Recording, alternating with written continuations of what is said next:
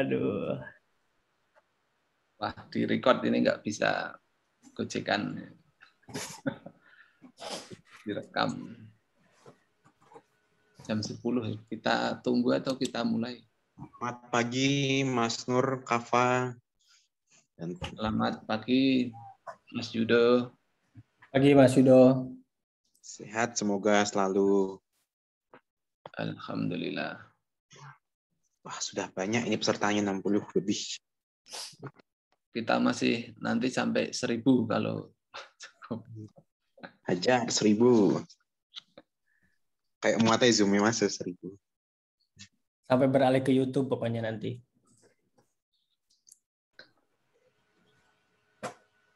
Oke, jam 10.02. Sebentar saya cek dulu.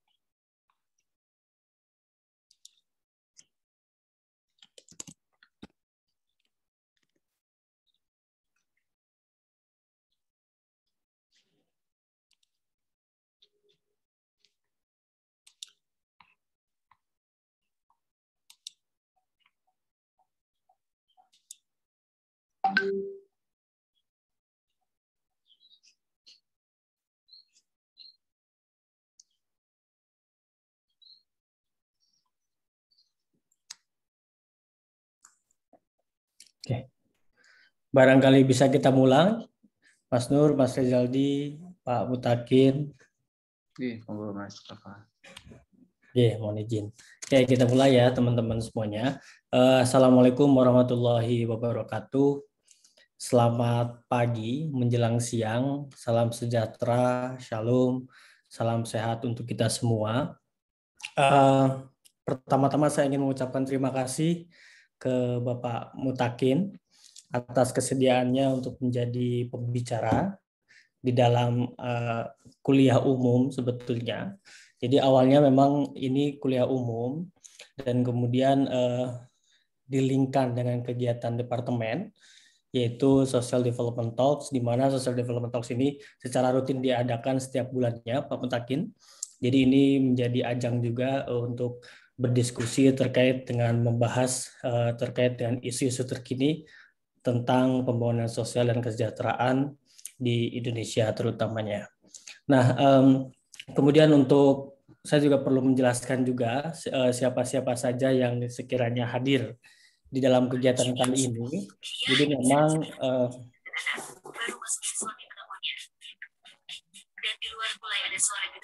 mohon maaf ya. Oke, mohon maaf ada yang bocor suaranya. Ya, jadi untuk peserta mata kuliah jaminan sosial itu sendiri, itu total ada 90-an orang, Pak Mutakin. Dan itu ya mudah-mudahan di sini juga ada yang bukan hanya peserta mata kuliah jaminan sosial, tapi juga ada dari unsur yang lainnya, barangkali dari teman-teman PSDK yang lain juga, ataupun dari Visipol, atau barangkali dari masyarakat umum yang tertarik dengan kegiatan kali ini.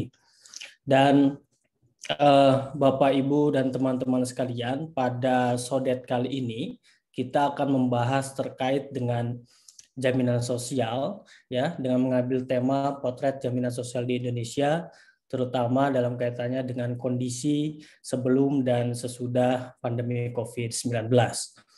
Dan seperti yang sudah saya sampaikan di awal, narasumber kita kali ini berasal dari DJSN, Dewan Jaminan Sosial Nasional. Ada Bapak Mutakin MPH AAK. Beliau merupakan dan sekaligus sebagai Wakil Ketua Komisi Kebijakan Umum pada Dewan Jaminan Sosial Nasional. Jadi nanti kurang lebih diskusi kita pada siang hari ini akan lebih membahas terkait dengan isu-isu terkini dan juga arah kebijakan umum dari jaminan sosial itu sendiri. Jadi mohon Bapak, Ibu, dan teman-teman sekalian, dimohon keaktifannya, partisipasinya untuk bertanya, ataupun juga menanggapi, ataupun mengemukakan pendapat-pendapatnya, nanti yang akan kita diskusikan bersama pada kegiatan pada pagi hari ini. Nanti bisa disampaikan melalui via chat dulu, nanti akan saya bacakan. Begitu. Saya kira itu sedikit pengantar dari saya tentang kegiatan pada pagi hari ini. Barangkali dari Mas Nur Hadi atau Mas Rezaldi ada yang ingin ditambahkan, silakan. Oke. Kalau begitu kita mulai saja. Bapak Mutakin, apakah sudah siap? Oke. Sudah, Mas Kafa? Baik. Monggo Bapak Mutakin, dipersilakan, waktu dan tempat kami persilakan. Baik, terima kasih. Yang terhormat Mas Kafa Abdallah ya, sebagai moderator pada pagi hari ini. Yang saya hormati Pak Nur Hadi, ini senior saya yang banyak mengarahkan, Pak Rezaldi, dan teman-teman, Bapak Ibu, mahasiswa, dan juga di non-mahasiswa yang ada di PSDK UGM ini. Assalamualaikum warahmatullahi wabarakatuh.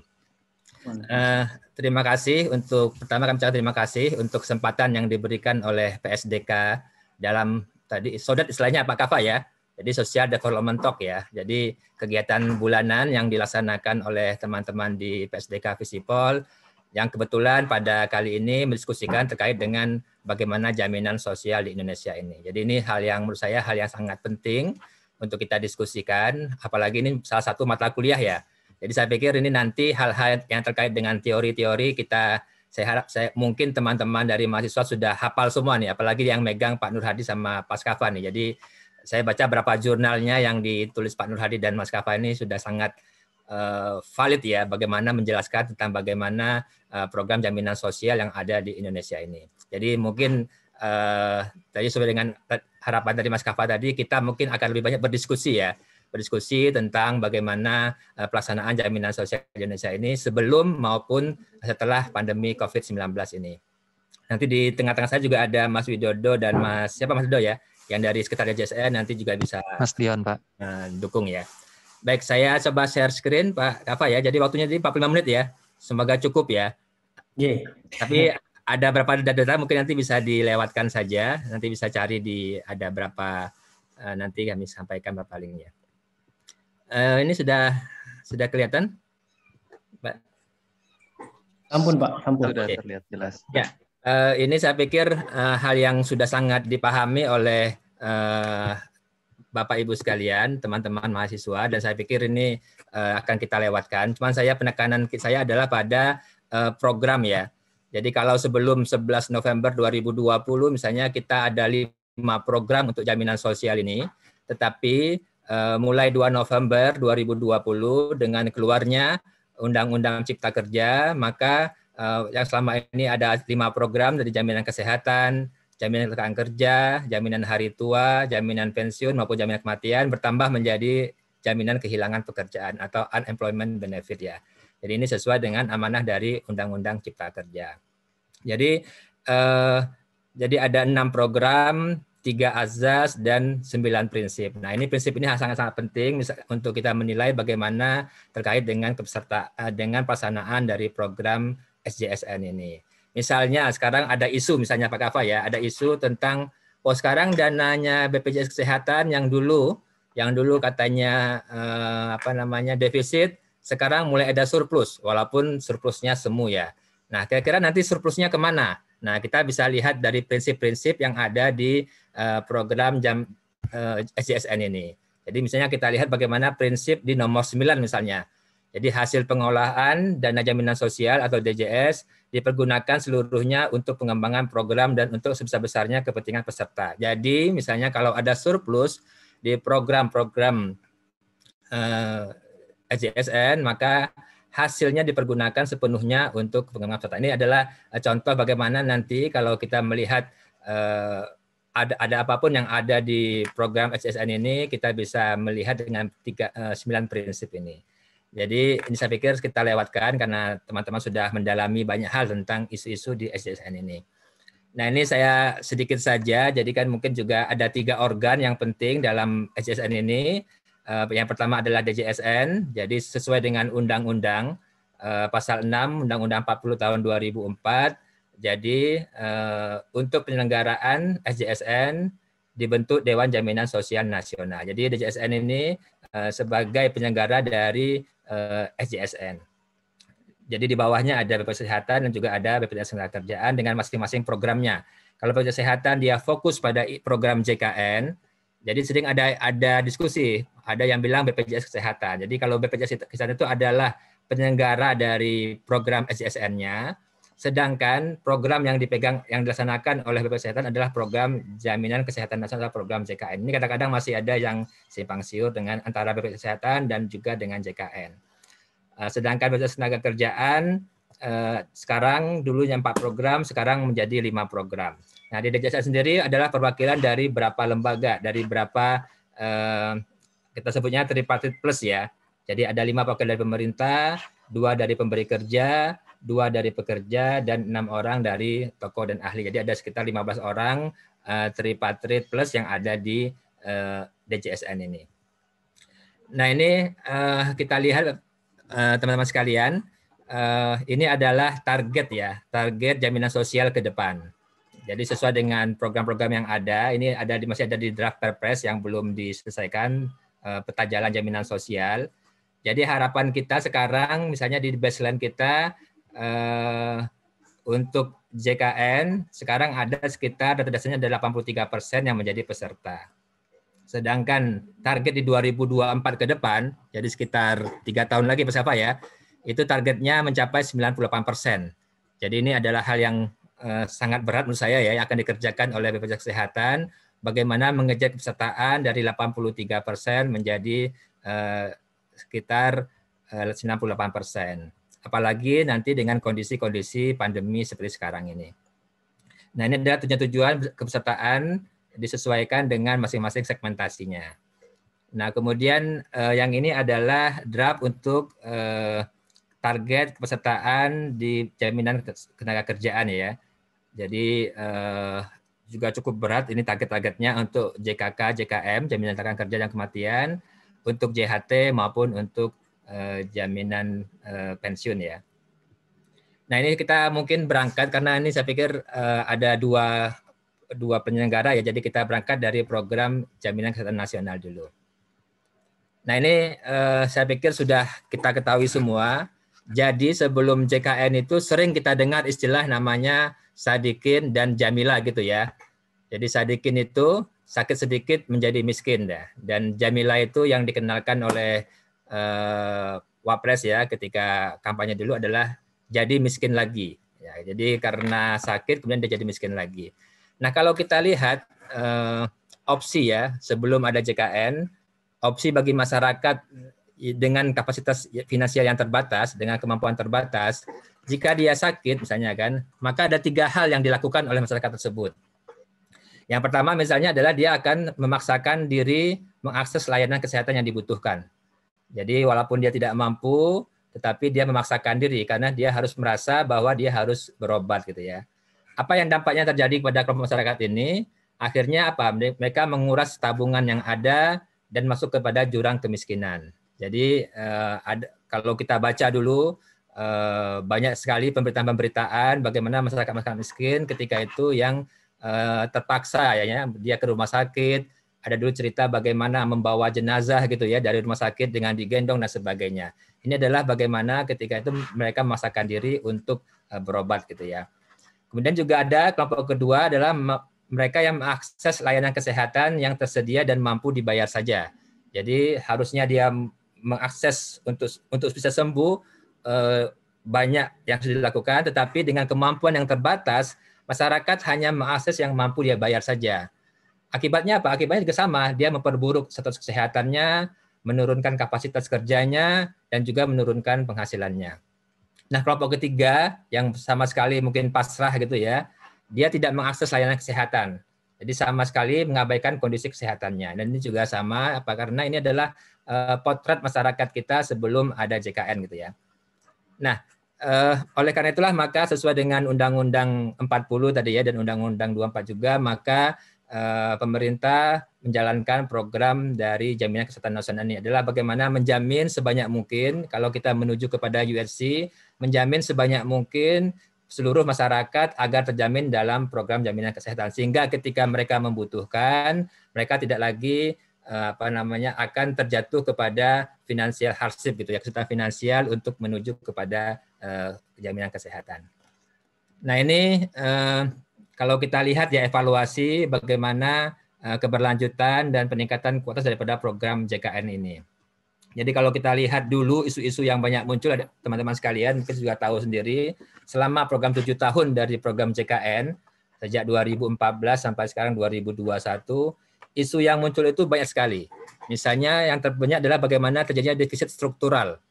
Jadi bagaimana BPJS Kesehatan tidak mampu untuk membayar klaim rumah sakit. Ada rumah sakit yang misalnya 6 bulan, ada juga yang sudah ulang tahun gitu ya, yang 100 tahun belum dibayar oleh BPJS Kesehatan. Kenapa? Karena memang ketika itu terjadi defisit struktural yang ada di program JKN ini. Hal ini terjadi karena apa? Karena memang iuran yang terjadi ada underprice. Jadi beberapa usulan-usulan dari DJSN terkait dengan iuran yang sebaiknya ditetapkan, tetapi ketika itu pemerintah menetapkan iurannya di bawah dari hitungan aktuaria. Sehingga apa? Sehingga kalau misalnya kita kalau kita usaha ya, atau kalau teman adik sekalian yang usaha gitu ya, kalau misalnya modalnya 10.000 gitu kan, tetapi dijual dengan harga 7.000 gitu ya. Jadi hitungan apapun gitu ya, hitungan ekonomi apapun pasti dia akan rugi gitu ya, tidak mampu untuk mencukupi defisit yang terjadi dalam usaha tersebut. Nah, itulah yang kita tentukan bagaimana akhirnya iuran yang ditetapkan itu berada di bawah ketentuan aktuaria gitu ya. Ada juga kemudian adverse selection gitu yang sakit-sakit saja yang daftar gitu ya. Sedangkan yang sembuh tidak mendaftar. Juga adalah kesulitan yang rendah. Kita lihat bagaimana biaya katastrofik ya, biaya-biaya yang cukup tinggi, sakit jantung, kanker gitu ya. Itu menelan biaya yang cukup besar. Nah, ini tentu kita lihat bagaimana PTM gitu ya. Penyakit tidak menular yang cukup tinggi. Sekarang penyakit tidak menular juga makin besar. Yang terjadi bukan hanya pada orang tua, sekarang kayak seperti jantung, kanker juga terjadi pada generasi-generasi muda sekarang ini. Kita lihat sekali data-data itu usia 20 tahunan yang masih mahasiswa gitu ya. Banyak sekali kita temukan yang mereka terkena penyakit katastrofik ya, jantung maupun kanker yang itu tentu biayanya cukup besar. Nah, hal-hal ini tentu akhirnya menggerogoti kepercayaan publik gitu ya. Akhirnya orang tidak percaya nih, ini program JKN ini benar nggak ya? Bisa nggak program JKN ini untuk menjamin masyarakat?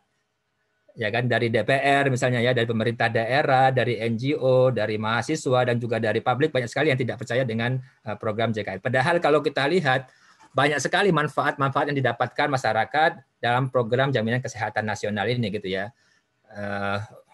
Mungkin saya tidak tahu berapa misalnya teman saya gitu ya yang harus operasi jantung gitu kan, yang menghabiskan 100 juta, 150 juta, tetapi merasa bersyukur ketika masuk dalam program JKN ini karena dia bisa operasi secara gratis. Itu saya pikir itu banyak sekali yang orang-orang miskin yang dulu misalnya tidak terbayangkan dia bisa melakukan operasi jantung gitu misalnya kan, atau dia bisa hemodialisis setiap hari, cuci darah seminggu bisa 3 kali, tetapi sekarang bisa berobat dengan baik. Nah, ini adalah manfaat-manfaat yang didapatkan dari program JKN ini.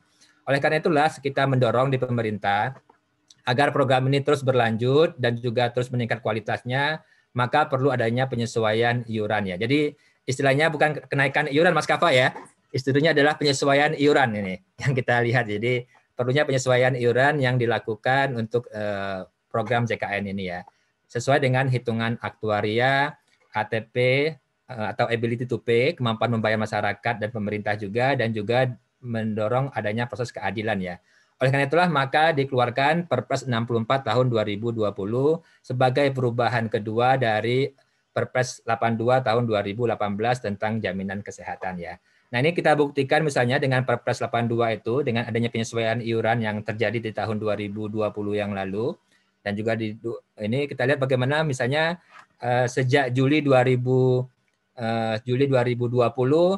tidak ada lagi rumah sakit yang tidak dibayarkan oleh BPJS Kesehatan. Jadi tagihan-tagihan yang selama ini menumpuk gitu ya, setahun, 6 bulan, 8 bulan, itu sudah dibayarkan semua oleh BPJS Kesehatan sejak Juli tahun 2020.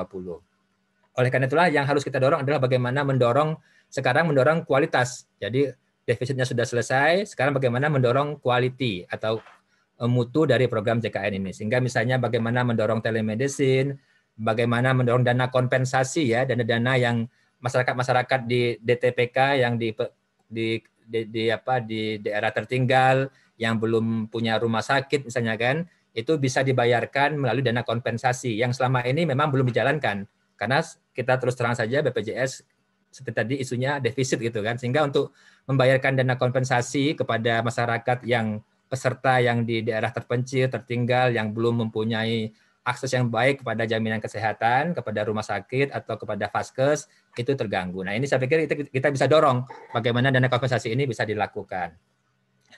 Dan ini beberapa hal lagi, misalnya bagaimana mendorong untuk LTC atau home care untuk lansia dan sebagainya. Ini peluang-peluang ini saya pikir terbuka untuk bagaimana meningkatkan mutu dari program JKN ini.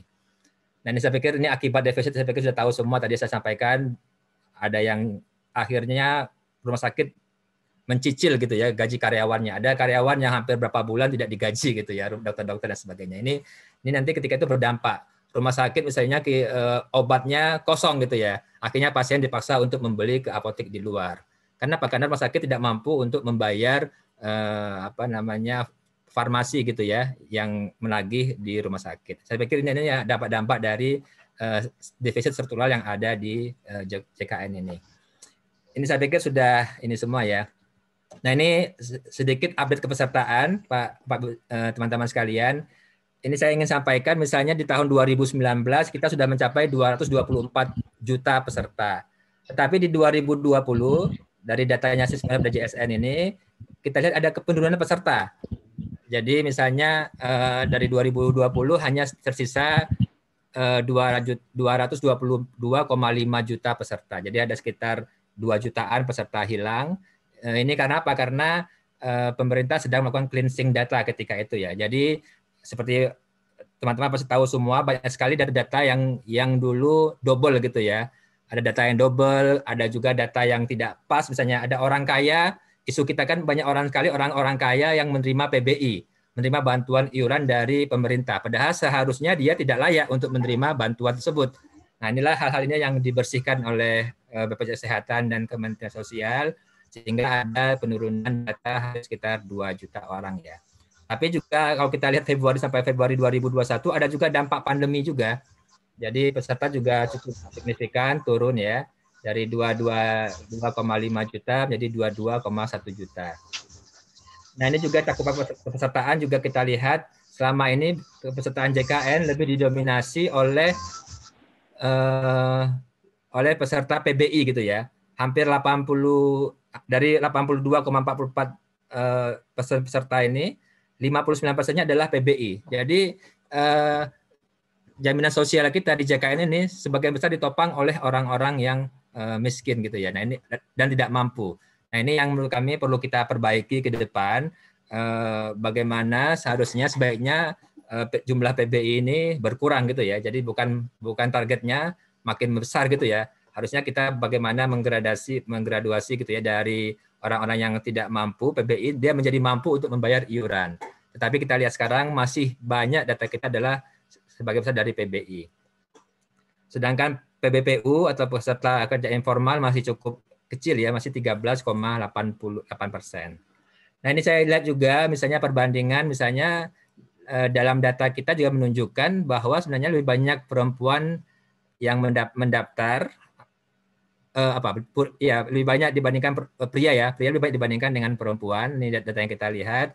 Dan kemudian lebih banyak pada usia produktif yang mendaftar. Nah ini kalau kita lihat dibandingkan ya, saya ingin bandingkan ini walaupun usia produktif yang banyak mendaftar gitu ya, tetapi nanti ketika ketika di pelaksanaannya di utilisasinya kita lihat bagaimana sebenarnya orang-orang lansia itu lebih banyak menggunakan. Inilah yang saya sebut tadi kalau kita ada prinsip gotong royong, bagaimana yang muda membantu yang tua. Jadi sekarang kita yang muda sekarang membayar iuran JKN untuk membayar kepada kelompok-kelompok lansia yang lebih banyak menggunakan kita lihat di umur 51, 55 sampai 71, 75 ke atas ini banyak menggunakan dari program JKN ini. Tetapi yang kelompok-kelompok yang muda, usia produktif itu lebih sedikit menggunakan. Walaupun tadi secara pesertaan jumlah kelompok yang muda lebih banyak dibandingkan kelompok yang tua. Jadi ini saya bilang dia adalah gotong royong tadi bagaimana yang muda membantu yang tua. Ini sudah mulai terjadi di program JKN ini. Nah, walaupun peserta terus meningkat, kita lihat ya, tetapi jumlah peserta non-aktif juga terus bertumbuh. Ini kita coba lihat ya dari 2016 ya, 2015 dari 5 juta peserta non-aktif sampai di 2020 Desember ini sudah mencapai 24,5 juta yang non-aktif. Nah ini kalau kita lihat bagaimana dampak dari pandemi ini ya, dari Desember 2019 ada 20 juta orang yang tidak aktif, akan tetapi cukup signifikan pertambahannya di tahun 2020, hampir 4 juta ya, lebih ya peserta yang tidak aktif. Nah ini tentu selain tadi isu iuran yang ada penyesuaian, juga ada isu kemampuan masyarakat karena dampak dari pandemi ini. Bahkan kalau kita lihat ini Desember 2020, kalau kita lihat di ini data bulan Maret ya, Maret 2021 ya, 2021 Maretnya itu bahkan sekarang di Maret itu sudah naik ya, hampir hanya sekitar 3 bulan dari 24,5 juta yang tidak aktif naik menjadi 28,7 juta atau 12,9% peserta yang non aktif. Jadi yang dulu dianya bayar, kemudian dia tidak membayar. Jadi ini menurut saya salah satu dampak dari pandemi COVID-19 ini ya, yang cukup signifikan untuk kepesertaan dari program JKN ini. Padahal dan ini juga kita lihat akses ya, akses ke Vaskes. Nah ini juga dampak pandemi juga kita lihat, misalnya rata-rata akses ya jumlah kunjungan di FKTP dan rawat jalan tingkat lanjut yang ada di rumah sakit, kita di FKTP ya, di FKTP rata-rata sampai 2019 rata-rata jumlah kunjungan itu ada 494.155 per hari kunjungan ya. Tetapi kita lihat di tahun 2020 Desember terjadi penurunan yang signifikan. Jadi hampir sekitar 420 kunjungan saja di FKTP. Sedangkan rata-ratanya kalau kita lihat di rawat jalan tingkat lanjut atau di rawat jalan rumah sakit dari 232.000 kunjungan turun menjadi 190.000 kunjungan ya di tahun 2020. Ini tentu membawa dampak bagaimana masyarakat ada kekhawatiran ya mengunjungi Vaskes ketika masa pandemi COVID-19 ini. Padahal dalam tren-tren sebelumnya sejak 2016 sampai 2019 dia terus menaik dari 135 menjadi ke 232.000 kunjungan di rawat jalan rumah sakit. Nah, kalau kita lihat juga di rawat inap, di rawat inap di rumah sakit juga sama. Ada tren yang cukup signifikan kenaikannya dari 7 juta di tahun 2016 menjadi 11 juta ya kunjungan rawat inap di rumah sakit. Tetapi di 2020 kalau harusnya tren ini naik, tetapi ini terjadi penurunan ya, hampir sekitar 2 jutaan lebih, 2 jutaan ya. pasien yang turun di rawat inap di rumah sakit yang menggunakan dana BPJS ya. Nah ini juga kita lihat juga proporsi pelayanan juga. Ini juga kami membayangkan di JSN misalnya idealnya itu proporsi pelayanan itu 25-30% itu di FKTP. Jadi artinya untuk mendorong mutu dan juga efisiensinya harusnya di puskesmas, klinik, kemudian di dokter mandiri, TPP itu harusnya dananya diperbesar.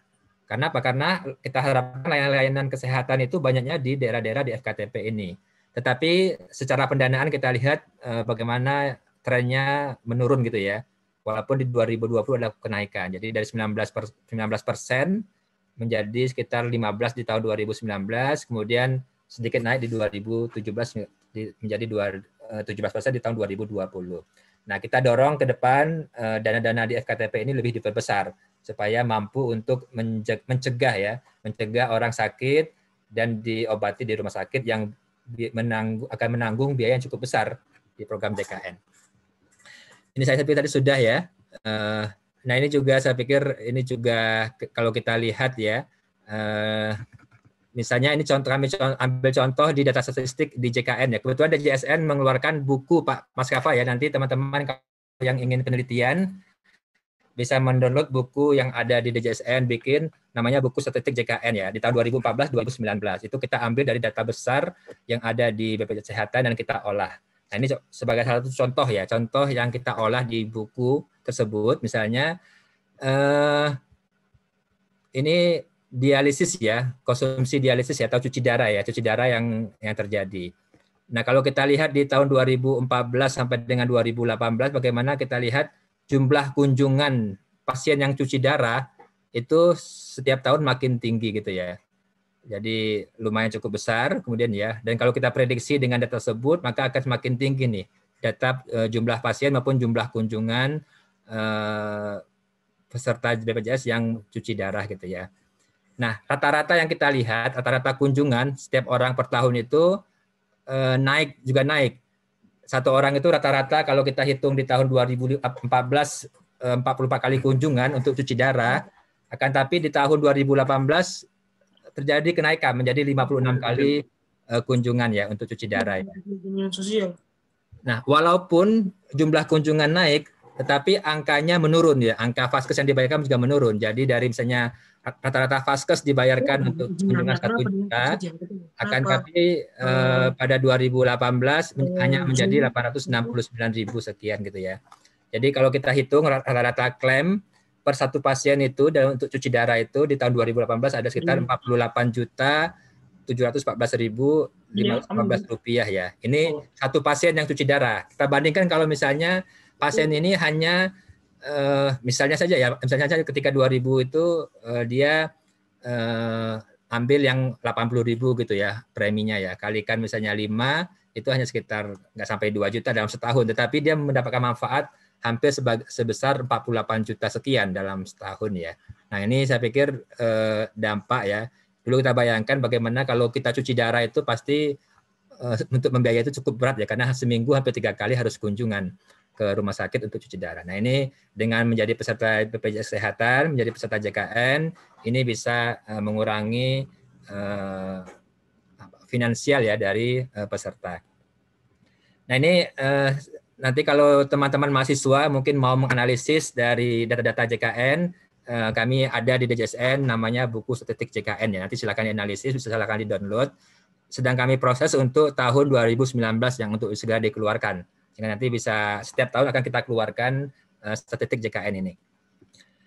Nah ini juga sama ya, manfaatnya juga banyak sekali kita lihat misalnya kalau misalnya dari kelompok yang termiskin itu terjadi peningkatan yang signifikan ya dari kunjungan rawat inapnya. Kalau misalnya 2011 hanya 1,41% gitu ya penduduk termiskin, tetapi pada kunjungan di rawat inap, akan tapi pada 2014 1,74%. Nah di 2018 kita lihat terjadi peningkatan yang signifikan walaupun dia masih di bawah kelompok menengah dan kelompok terkaya gitu ya. Kalau terkaya juga masih tinggi, tetapi kenaikan persentase dari kelompok termiskin ini untuk mengakses rawat inap maupun rawat jalan ya sama ya, itu pertumbuhannya paling besar.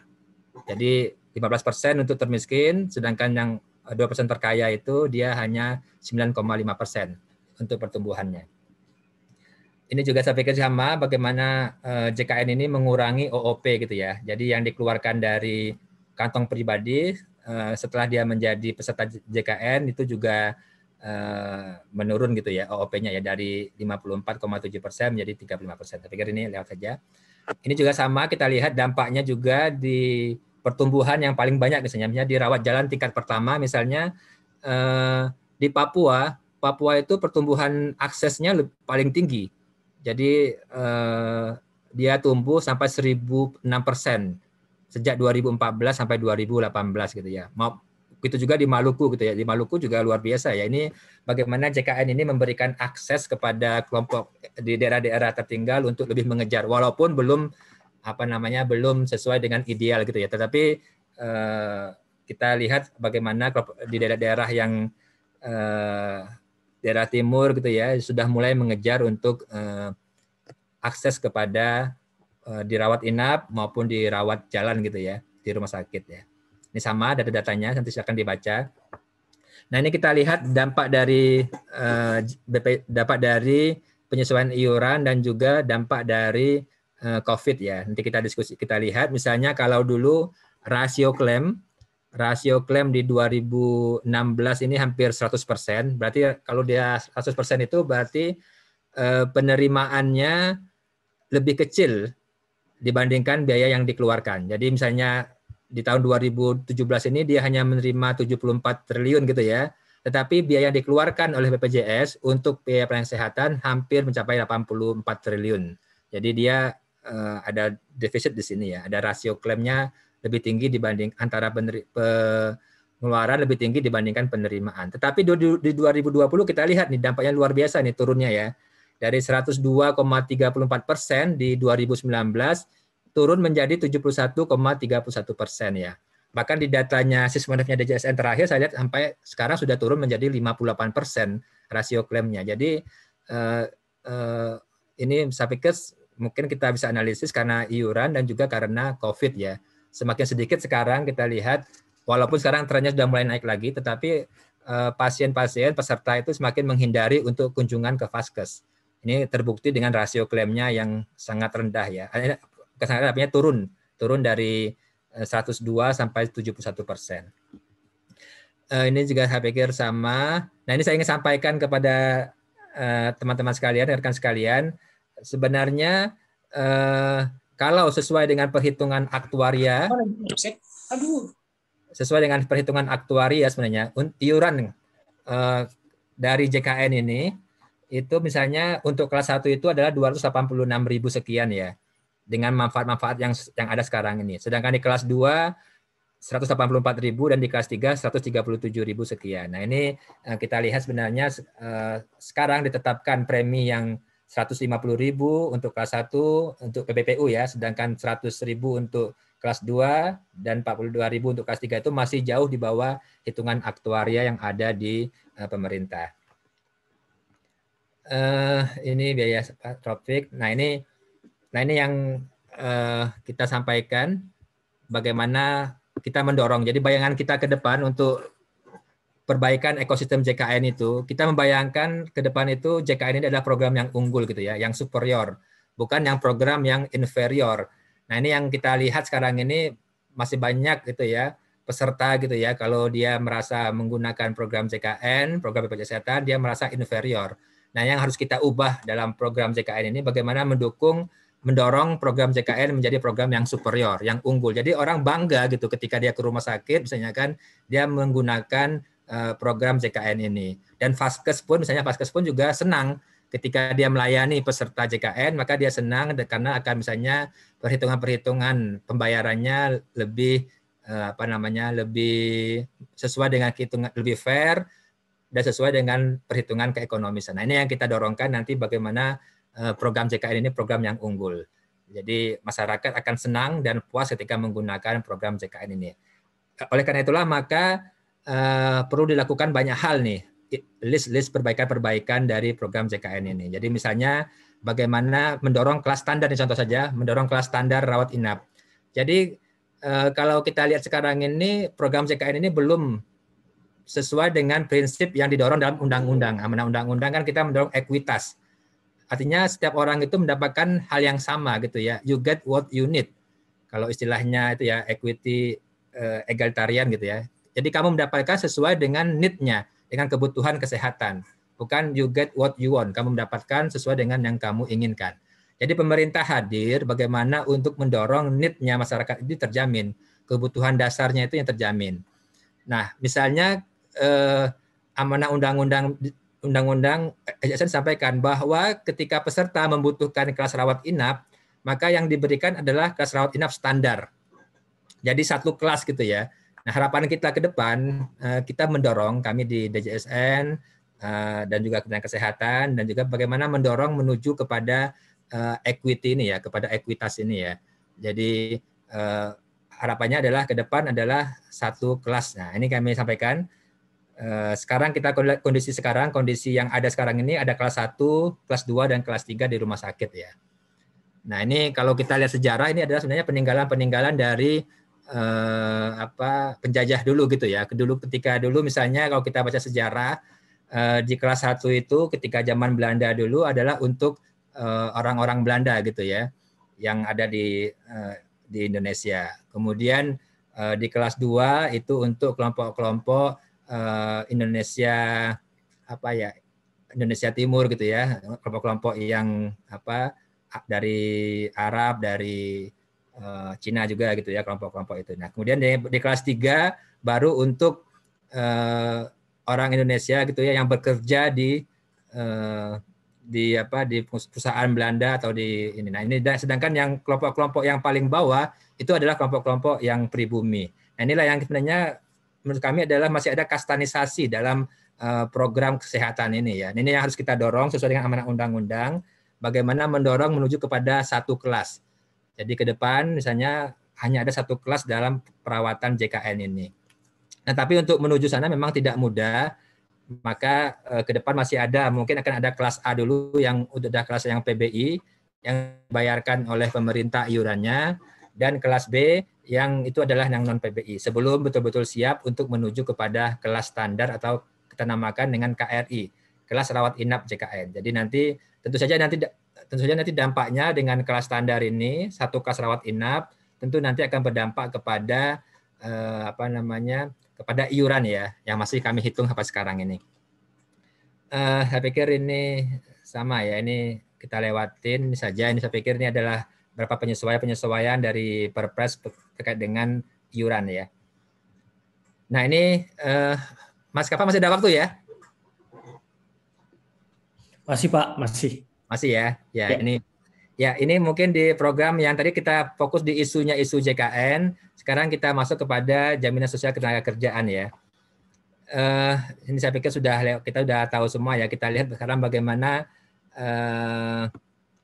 ini saja yang kita lihat pekerja formal dan informal ya. Jadi ke depan itu kalau kita lihat dengan gig ekonomi ini, bagaimana ke depan informality itu yang akan jadi tren ya. Jadi kita lihat sekarang anak muda banyak yang lebih kerja pada tingkatnya short term kontrak gitu ya, maupun dia independent worker ataupun dia temporary worker gitu ya kan.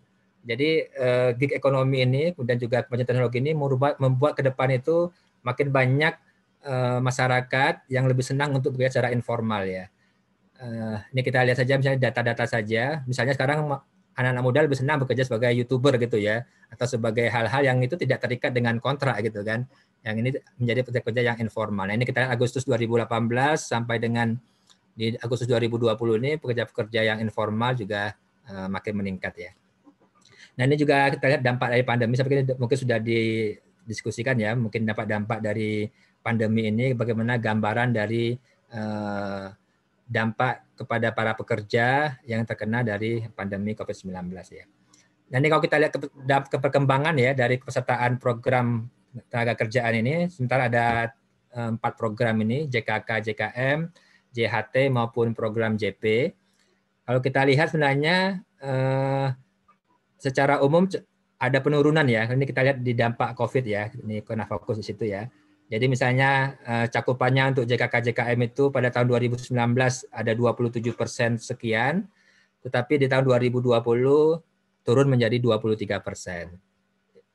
JHT juga terjadi penurunan dari 12,48% menjadi 12,13%. Di JP juga sama, jaminan pensiun dari 10,22% turun menjadi 9,75% ya. Ini adalah kita lihat bagaimana dampak dari kepesertaan dari program-program yang ada di tenaga kerjaan. Ini kalau kita bandingkan dengan antara peserta non aktif dan yang aktif gitu ya. Jadi di samping kepesertaannya masih minim, belum cukup banyak, tetapi juga peserta-pesertanya non aktif juga makin besar sekarang ini. Ini kita bandingkan di masing-masing daerah ya. Ini juga sama gitu ya, program-program yang non aktif juga makin turun, misalnya di ini program JHT di PPU gitu ya, yang tidak aktif makin besar juga. Di PBPU juga yang JHT juga kita lihat di 2020 juga berdampaknya cukup besar yang tidak aktif kembali. Yang sedangkan di PPU juga jumlah pesertanya turun dan yang tidak aktif juga cukup besar. Jadi tantangan ke depan ini adalah bagaimana peserta yang non aktif di program-program yang ada di BPJS Tenagakerjaan. Nah ini juga kita lihat dari dampak klaimnya ya, iuran dan klaim ya. Kalau kita lihat ya, jadi pendapatan iuran juga dengan berkurangnya jumlah peserta itu juga cukup besar turunnya ya. Ini misalnya dari 5,93 triliun di tahun 2019 untuk program JKK jaminan kerja itu pendapatan iuran turun hanya menjadi 3,98% ya. Sedangkan untuk pembayaran klaim juga cukup besar ya. Dari 1,58 triliun sekarang 1,56 triliun. Nah di JHT juga pikir ini yang bahaya malah JHT ini ya, yang jaminan hari tua. Jaminan hari tua juga pendapatan iuran tidak terlalu naik, hanya dari 47 triliun menjadi 49 triliun, hanya naik sekitar 2 triliun. Tetapi klaimnya juga luar biasa pembayaran klaimnya. Dari 27 triliun menjadi 33 triliun ya. Ini kalau kita lihat ini seharusnya kita bayangkan JHT itu adalah untuk masa depan ya. Ketika orang sudah hari tua, pensiun, baru dia akan mengklaim. Tapi kenyataannya banyak sekali, nanti kita lihat datanya seperti apa. Banyak sekali yang dia baru usia-usia muda tapi sudah mulai mengklaim untuk program JHT ini. Ini juga sama untuk program JKM juga terjadi penurunan, kecuali di program JP yang stabil ya. Ini saya pikir ini dampak ya. Ini dampak dari COVID-19 ini ya. Banyak sekali orang-orang yang kemudian menggunakan program JHT untuk mendapatkan dana untuk biayanya sehari-hari. Nah ini kita coba lihat juga untuk trennya saja kita ambil sampai Januari sampai Juni misalnya ya. Di Januari sampai Juni kita lihat ketika mulai ada pandemi ini gitu ya. Jadi tren kasusnya turun, gitu ya. Tapi sudah ada April, Mei, Juni, maka kasus-kasus klaim JHT itu makin naik gitu ya dan makin tinggi sampai bulan Juni 2020 ini. Kalau kita lihat sebabnya dia klaim JHT itu misalnya mengundurkan diri, hampir 75% mengundurkan diri dari program JHT dengan berbagai macam alasannya gitu ya. Ada juga yang PHK atau masuk usia pensiun, hanya 2,10%. Ini, nah ini kita lihat dari usia nih, usianya yang harusnya kita bayangkan itu kalau dia JHT itu baru klaim kira-kira di atas 50 ke atas gitu ya, atau 57%, 50 tahun ke atas, tapi banyak sekali malah yang usia-usia yang masih muda, yang usia-usia produktif itu yang mengklaim dari dana JHT-nya hampir 45,88% ya. Ini cukup besar ya. Padahal harusnya idealnya JHT itu untuk simpanan di hari tua nanti ketika sudah mulai masuk usia pensiun. Saya pikir itu ya yang untuk JHT. Ini juga kita lihat nanti banyak sekali yang sebenarnya kalau kita lihat di dampaknya itu malah sebenarnya kalau dari sisi kepesertaan badan usaha ya. Jadi yang badan usaha besar-besar itu dia turun pesertanya ya. Tetapi kita lihat bagaimana yang mikro ini yang jelas di pandemi ini malah dia tumbuh. Jadi pengusaha-pengusaha mikro dan usaha mikro di era masa pandemi ini juga misalnya ini menarik untuk dikaji ya. Yang besar-besar itu turun pesertanya, tapi yang mikro malah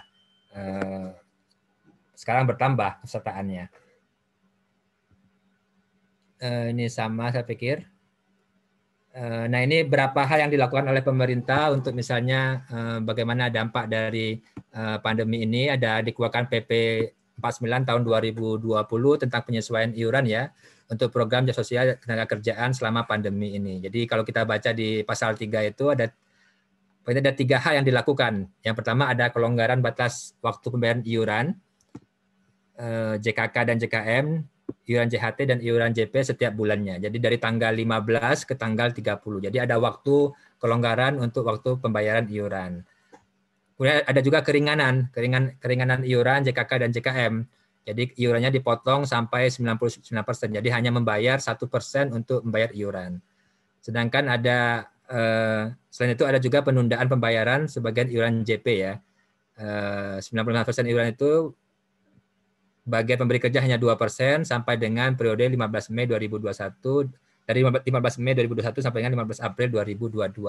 Nah, ini adalah yang dilakukan pemerintah bagaimana untuk menjaga kepesertaan dari program jaminan sosial tenaga kerja ini.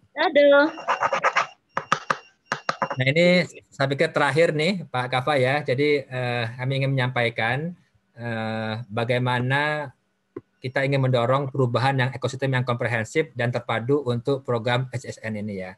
Dari regulasi, institusi, operasional, teknis maupun sumber daya. Jadi misalnya kita mendorong ke depan ini harapan kami ini mungkin bisa bersama-sama juga dengan teman-teman di Visipol UGM. Undang-undang HSN ini sudah kita keluarkan di 2014 ya, Undang-Undang 40 tahun 2004 ya. Jadi menurut kami di DJSN sebaiknya mungkin kita perlu mendiskusikan ulang nih bagaimana menyesuaikan sekarang ini dampak-dampak sekarang ini dengan regulasi yang sudah ada. Jadi kita perlu mendorong bagaimana perbaikan-perbaikan dari Undang-Undang 40 2004 tersebut ya.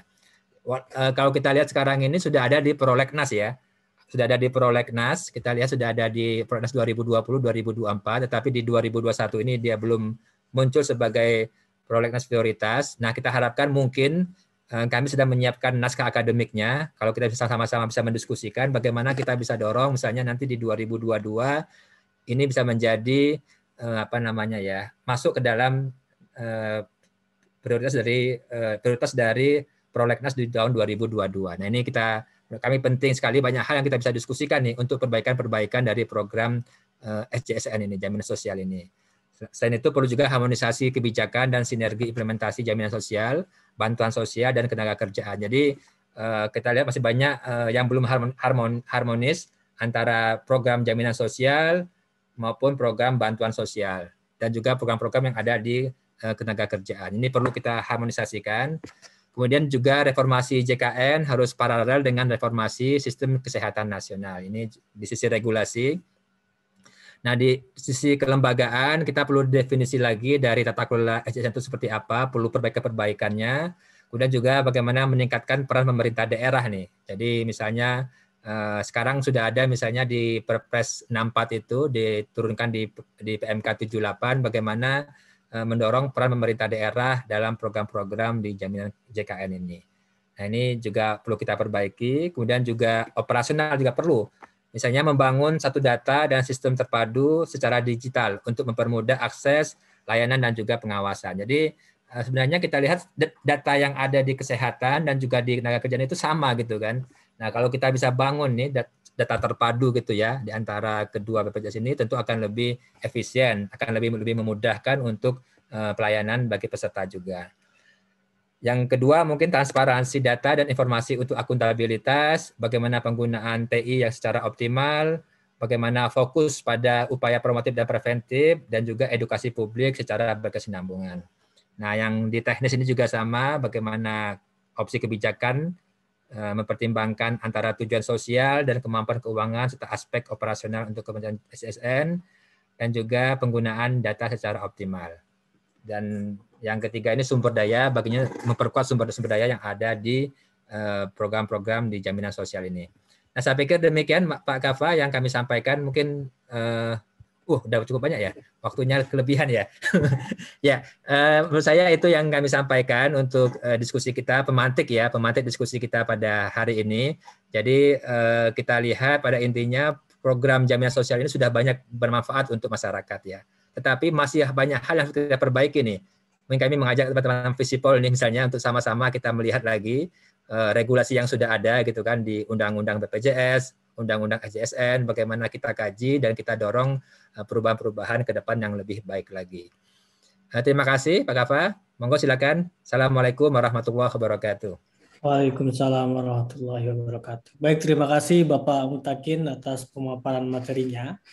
Jadi sebetulnya ini masih ada waktu Pak.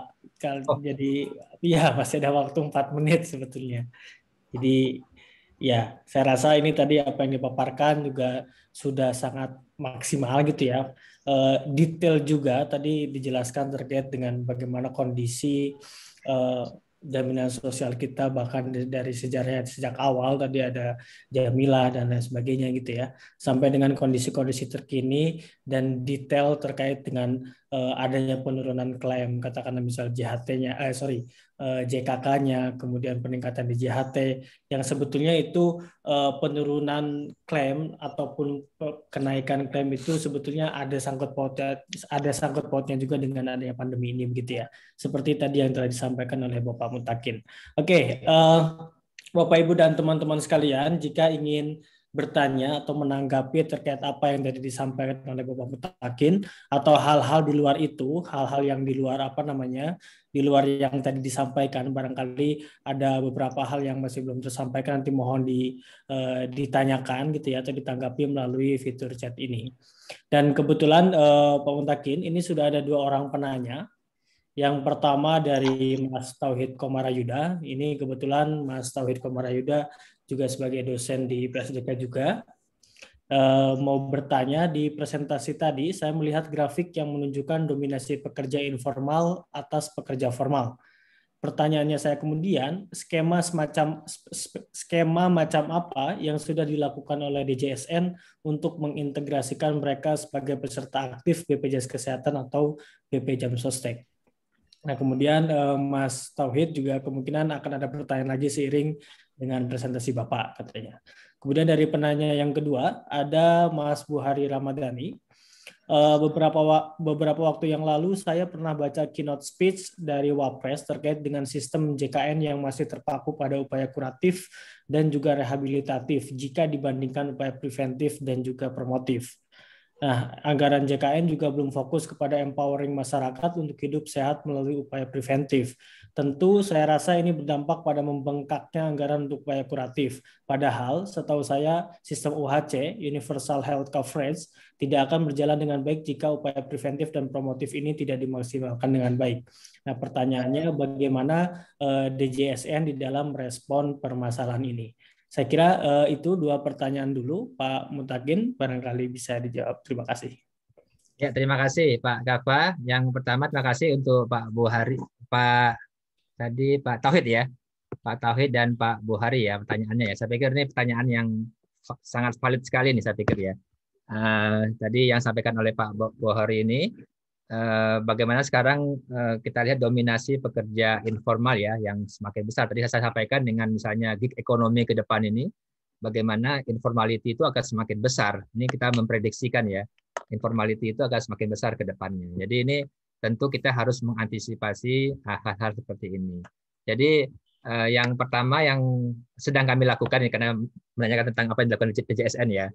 Jadi yang untuk tenaga kerjaan ya, yang BP Jam Sostek, tadi kita lihat data peserta yang BPU ya, yang informal ya, yang dia mendata itu masih sangat kecil ya, masih sekitar 700 ribuan sekian ya, kalau kita lihat data ya. Itu sangat jauh dibandingkan dengan data-data pekerja informal yang ada sekarang ini ya. Nah, itu oleh karena itulah salah satu hal yang kami lakukan, kita lihat pertama sekarang kan banyak sekali sebenarnya pekerja-pekerja informal ini yang dia membutuhkan bantuan maskapai ya kan. Ini kita coba lihat ada 2 hal ya. Kalau di JKN itu dia ada peserta PBI gitu ya, peserta bantuan iuran untuk program JKN. Jadi apa, masyarakat yang miskin dan tidak mampu, yang dia sekarang sudah 96,8 juta ya, itu yang ditanggung oleh program JKN. Kalau kita tambah lagi dengan ini baru melalui pemerintah pusat. Nah, kalau kita tambah lagi dengan peserta PBPU kelas 3, kalau dulu ada istilahnya PBI JKN untuk kelas PBI daerah ya, APBD ya. Sekarang sejak 2020 dengan Perpres 64 sudah kita ubah. Jadi yang adalah PBPU yang dibayarkan oleh Pemda. Jadi tidak ada lagi istilahnya PBI APBD. Nah, itu kalau kita tambahkan dua PBI ini, APBN maupun PBPU Pemda yang dibayarkan oleh Pemda, hampir 134 juta peserta yang dia program PBI ya. Jadi tadi hampir 59 sekian. Jadi kalau kita di sini, kalau kita hitung secara statistik ya, kalau sini ada 100 orang gitu ya, berarti kan ada 60 orang ini yang peserta PBI nih, ya kan? Hampir cukup banyak peserta PBI yang ada di sekarang ini. Nah, ini ada di program JKN. Nah, ini tapi kita lihat untuk Jamsostek ini belum ada nih peserta yang PBI dari Jamsostek ini ya, yang pekerja informal. Padahal kita lihat banyak sekali nih nelayan-nelayan gitu ya, nelayan, petani, kemudian apa ya, juga asongan gitu ya, kemudian juga banyak hal saya pikir ya, yang itu dia sebenarnya membutuhkan untuk bagaimana di minimal dua kepesertaan maskapai ya. Misalnya adalah minimal jaminan ketenaga kerja, karena yang harus bekerja kan. Kalau beda dengan JKN, kalau JKN kan tidak harus bekerja. Kalau yang Jamsostek ini dia harus bekerja, karena kan syaratnya kan tenaga kerjaan ya. Jadi bagaimana misalnya kita dorong tadi ya, bagaimana itu bisa dilakukan, pekerja yang tidak miskin, yang tidak mampu ini bisa menjadi peserta PBI. Nah, ini yang sedang kami kaji nih Pak Nur Hadi, Mas Kafa. Kita dorong nih PBI untuk bebas tenaga kerjaan. Targetnya di tahun 2024 ini ada sekitar 20 ya pekerja informal ini, pekerja BPU yang bisa pekerja BPU yang miskin dan tidak mampu. Ya kan? Karena dia harus miskin dan tidak mampu yang disubsidi oleh pemerintah untuk menjadi peserta PBI Jaminan Sosial Tenaga Kerjaan. Nah, kami membayangkan juga sedang kami diskusikan dengan teman-teman Kemenaker. Sebenarnya kan pekerja ini selain dia kecelakaan kerja gitu ya, JKK, kalau dia misalnya kalau dia kecelakaan kerja ini dia akan mendapat manfaat gitu ya. Kalau dia JKM kematian, bagaimana bisa diberikan misalnya beasiswa untuk anak-anaknya yang ditinggal gitu ya. Itu tentu akan sangat bermanfaat sekali, atau biaya kematian dan sebagainya. Nah, kita membayangkan sampai di tahun 2024 nanti ada sekitar 20 juta orang yang menjadi peserta PBI dari JKK JKM ini. Dan kita harapkan juga kalau bisa misalnya kan ada cash program gitu ya, atau kalau istilahnya dulu di JKN itu subsidi parsial gitu ya. Jadi misalnya kalau pemberi kerja membayarkan iuran JKK JKM-nya misalnya hanya nambah 1.800 gitu ya sebulan ya, nambah 1.800. Tetapi kemudian pemerintah mensubsidi nih JHT-nya.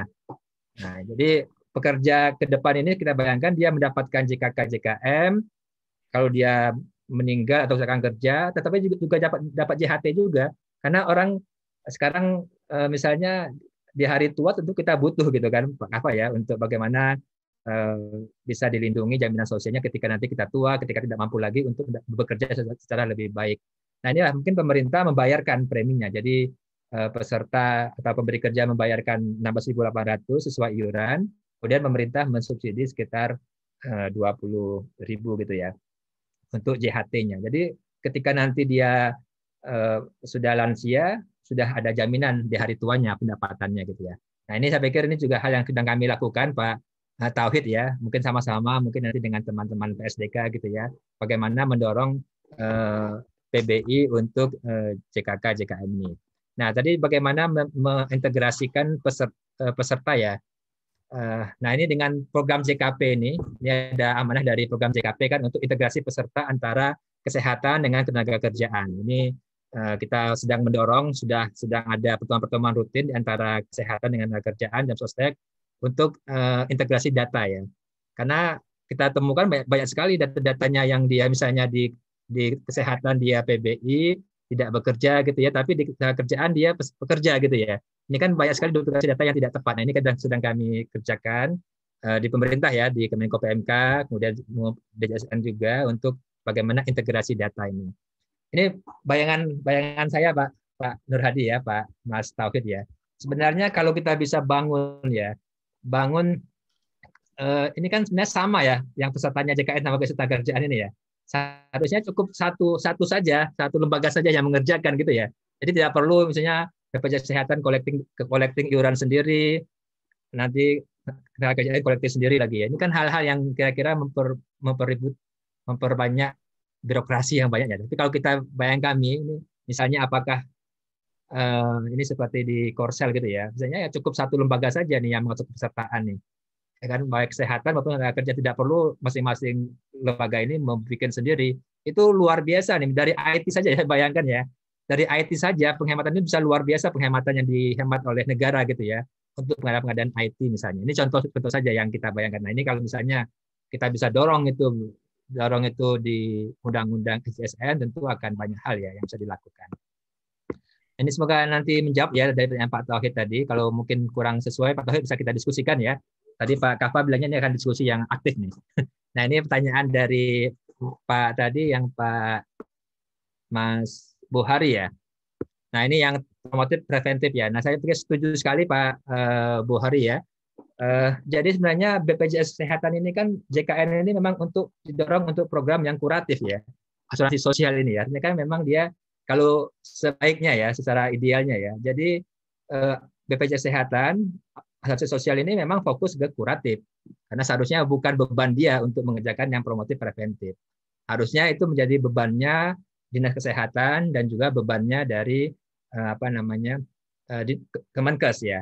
Bagaimana UKM ini dikerjakan, sedangkan UKP-nya mungkin di BPJS Kesehatan. Nah ini seharusnya bayang kami harusnya ini saling beriringan ya, saling beriringan antara UKP dan UKM. Jadi BPJS Kesehatan fokus ke usaha kesehatan perorangan, ke kuratifnya, sedangkan Dinas Kesehatan, Kemenkes dia fokus di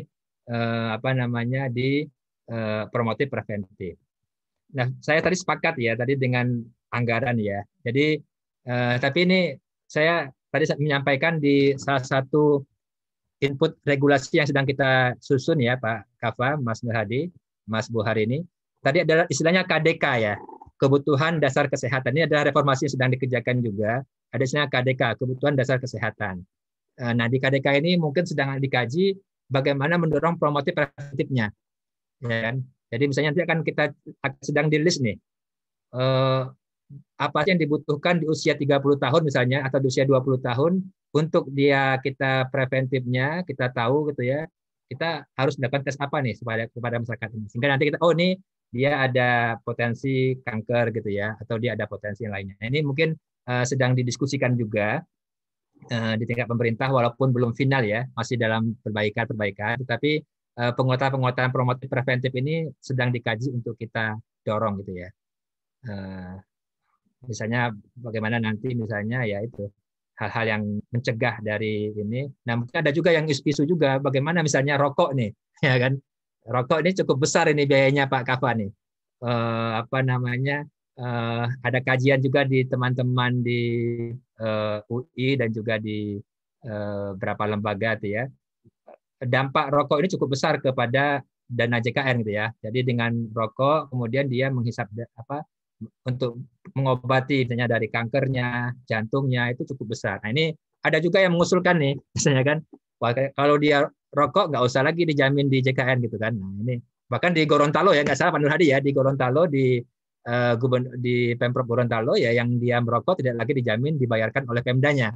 Nah ini sebagai juga sanksi dan pertanggungjawaban juga gitu ya, bagaimana untuk menjaga pola hidup yang sehat gitu ya, karena kalau pola hidup kesehatan nggak dijaga tentu cukup besar ya. Tadi kita lihat tadi dampak dari biaya katastrofik di jantung itu sampai 10 triliun untuk program JKN ini ya. Nah ini juga saya setuju nih Pak Buhari ya. Jadi kalau kita bisa dorong nih intervensi di promotif preventif itu akan luar biasa ya.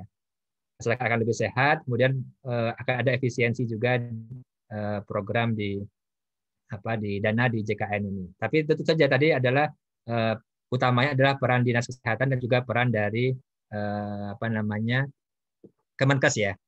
Begitu Pak Kafa. Mungkin apakah bisa ini lagi? Baik, terima kasih Pak Mutakin ya tadi atas jawabannya. Monggo untuk Mas Bu Hari atau Mas Tauhid, jika masih belum puas bisa ditanyakan lagi pertanyaannya begitu. Oke, kita lanjut ke pertanyaan berikutnya nggih, Pak Mutakin. Ini sudah ada dari Mas Farid Budiono. Izin bertanya, menyambung pertanyaannya Mas Buhari. Salah satu persoalan di Indonesia dalam urusan kesehatan ialah double burden disease, yakni ketika peningkatan penyakit tidak menular, misalnya jantung, obesitas, dan lain-lain, tetap diikuti dengan tingginya angka penyakit menular. Hal ini berbeda dengan negara-negara Eropa yang saat ini hanya berkutat dengan penyakit yang tidak menular saja. Nah, dalam skema yang diatur oleh DJSN sendiri, bagaimana dua jenis penyakit ini diatasi? Apakah ada perbedaan di dalam penanganannya? Kemudian barangkali ini Pak Mutakin, saya juga mau bertanya gitu ya. Kebetulan ketika saya S2, tesis saya itu membahas terkait dengan jaminan sosial untuk penyandang disabilitas yang itu dibimbing secara intensif oleh guru saya, Bapak Nur Hadi, gitu. ada beberapa temuan Pak Mutakin, saya barangkali ini juga bisa jadi bahan kita untuk diskusi. Jadi singkatnya tesis saya pada saat itu mengambil tiga program jaminan sosial di 3 negara sekaligus, Indonesia, Filipina, dan juga Vietnam. Di situ saya melihat ada perbedaan-perbedaan gitu yang sebetulnya tidak cukup signifikan gitu ya. Misalnya terkait dengan katakanlah misal dengan implementasi dari UHC itu sendiri, Universal Health Coverage sendiri. Tadi juga Bapak Mutakin sudah menjelaskan bahwa skema pelayanan kesehatan itu melayani yang dibutuhkan, begitu nggih, bukan yang diinginkan. Nah, pertanyaan saya kemudian, apakah kemudian skema-skema layanan manfaat yang telah diberikan oleh program jaminan sosial di Indonesia ini, baik itu BPJS Kesehatan maupun BPJS Sostek, itu apakah telah benar-benar mencakup kebutuhan peserta, baik itu secara kebutuhan kesehatan secara primer maupun secara spesifik begitu ya. Barangkali misal untuk lansia treatmentnya berbeda, untuk penyandang disabilitas treatmentnya berbeda, yang terkadang begitu kita juga tidak bisa menafikan harga yang anggaran yang harus dikeluarkan juga biasanya jauh lebih tinggi jika dibandingkan yang kesehatan secara primer begitu. Kemudian yang kedua,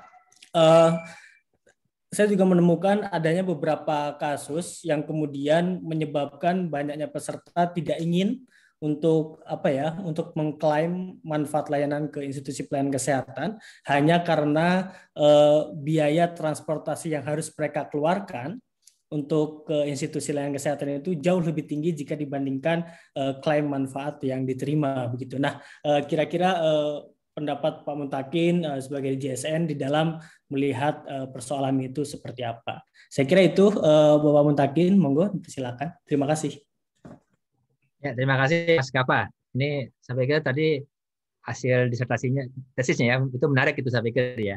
Jadi teman-teman itu saya pikir itu sangat penting untuk kita masukkan ya dalam hal-hal yang ini. Yang pertama tadi mungkin yang disampaikan oleh Pak Farid tadi ya. Saya share screen lagi boleh ya Pak Kafa ya? Tadi ada yang tadi mungkin tidak terbahas detail tadi. Ya, boleh Pak. Ya. Ya.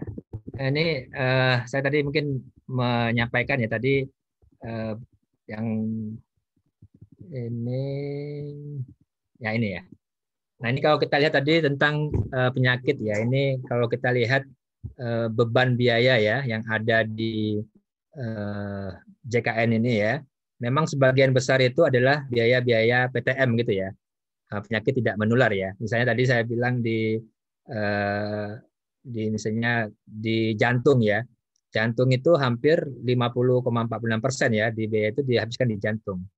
Jadi di tahun 2018 sampai 2020 itu ada 27 triliun habis untuk penyakit jantung gitu ya. Nah ini kita lihat misalnya ya di biaya katastrofiknya ya,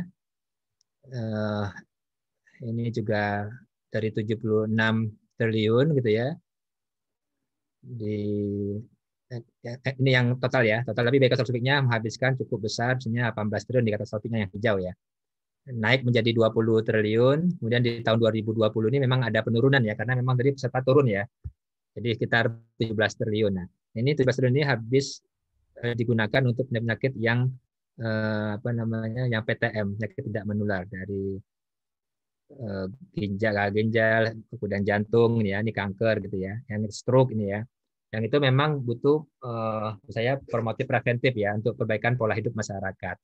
Nah, tadi sampaikan oleh Masnya tadi itu juga menurut saya tadi pertanyaannya di Indonesia kan adalah juga selain yang PTM juga penyakit yang menular juga tinggi kan, jadi ada double burden ya.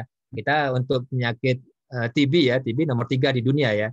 Sekarang nomor 2 nggak salah ya, udah punya cukup besar program-program menular kita yang ditanggung. Nah ini juga tentu menjadi beban untuk negara berkembang seperti Indonesia ya. Nah, itulah maka kemudian salah satu reformasi yang sedang dilakukan yang antara DJSN dengan pemerintah adalah penyesuaian manfaat ini ya, terkait dengan KDK, kebutuhan dasar kesehatan. Ini jadi nanti kita akan pastikan, akan kita pilah-pilah gitu ya, mana manfaat yang jadi tetap pada dasarnya sesuai dengan amanah undang-undang ya sebenarnya. Jadi kan kebutuhan dasar tadi menyambung juga tadi dengan Mas Kafa ya. Sebenarnya kan tujuan kita kan untuk menyesuaikan dengan bagaimana bisa melakukan kebutuhan dasar untuk dia bisa hidup gitu kan ya. Baik karena kesehatan maupun karena yang lainnya. Misalnya kalau kesehatan dia bisa berfungsi sejak dia lansia sampai sejak dia anak-anak dalam kandungan sampai kepada meninggal ketika dia lansia. Tentu tadi saya sepakat dengan Mas Kafa tadi ya, untuk difabel untuk NEET untuk difabel tentu berbeda dengan yang difabel kan. Tetapi harusnya program JKN mampu untuk menanggung dia sebagai peserta difabel. Jadi NEET-nya ini yang dibutuhkan. Jadi tidak bisa disamakan, NEET-nya semua orang itu tidak bisa sama gitu ya. Jadi dia difabel tentu berbeda. Ketika dia misalnya lansia berbeda dengan ketika dia usia produktif gitu ya. Tentu lansia butuh treatment yang berbeda yang bagaimana ketika dia lansia ini dia bisa hidup secara memenuhi kebutuhan dasarnya gitu ya. Baik kesehatan, sandang maupun papannya gitu. Jadi saya pikir ini yang memang target kita ke depan itu memastikan hal-hal ini bisa berjalan. Nah, tadi misalnya ke depan kita terbuka Pak Kafa ya, mendorong misalnya home care.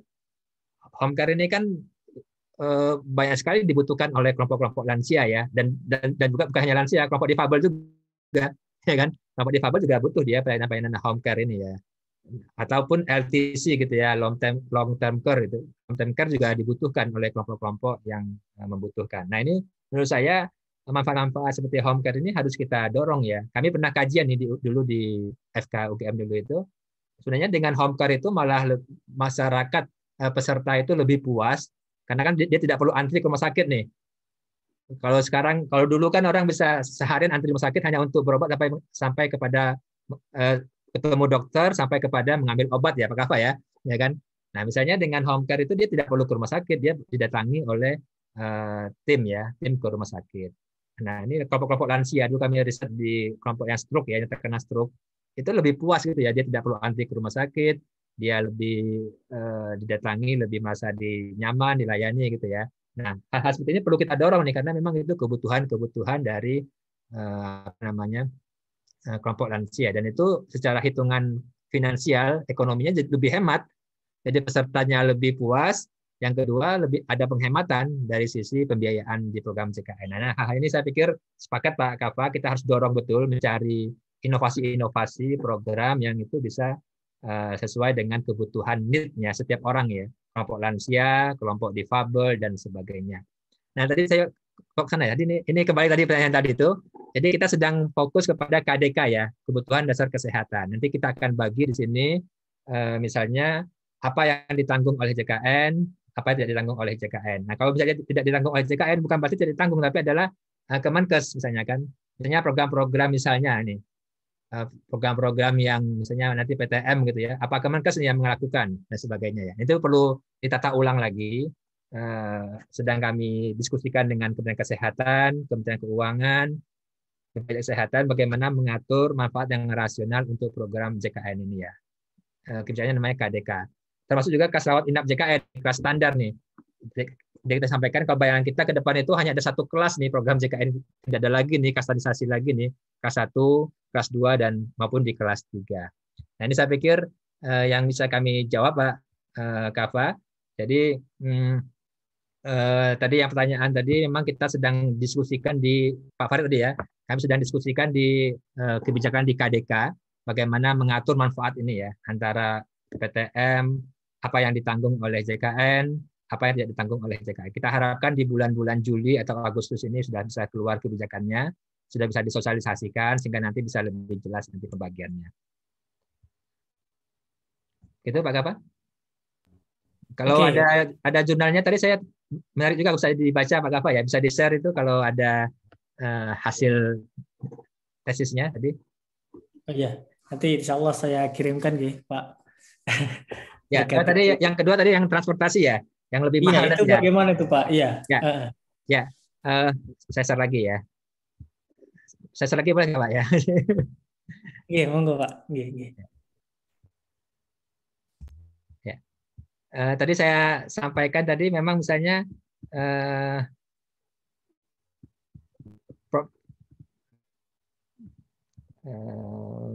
saya mau ngomong di sini ya tadi ya.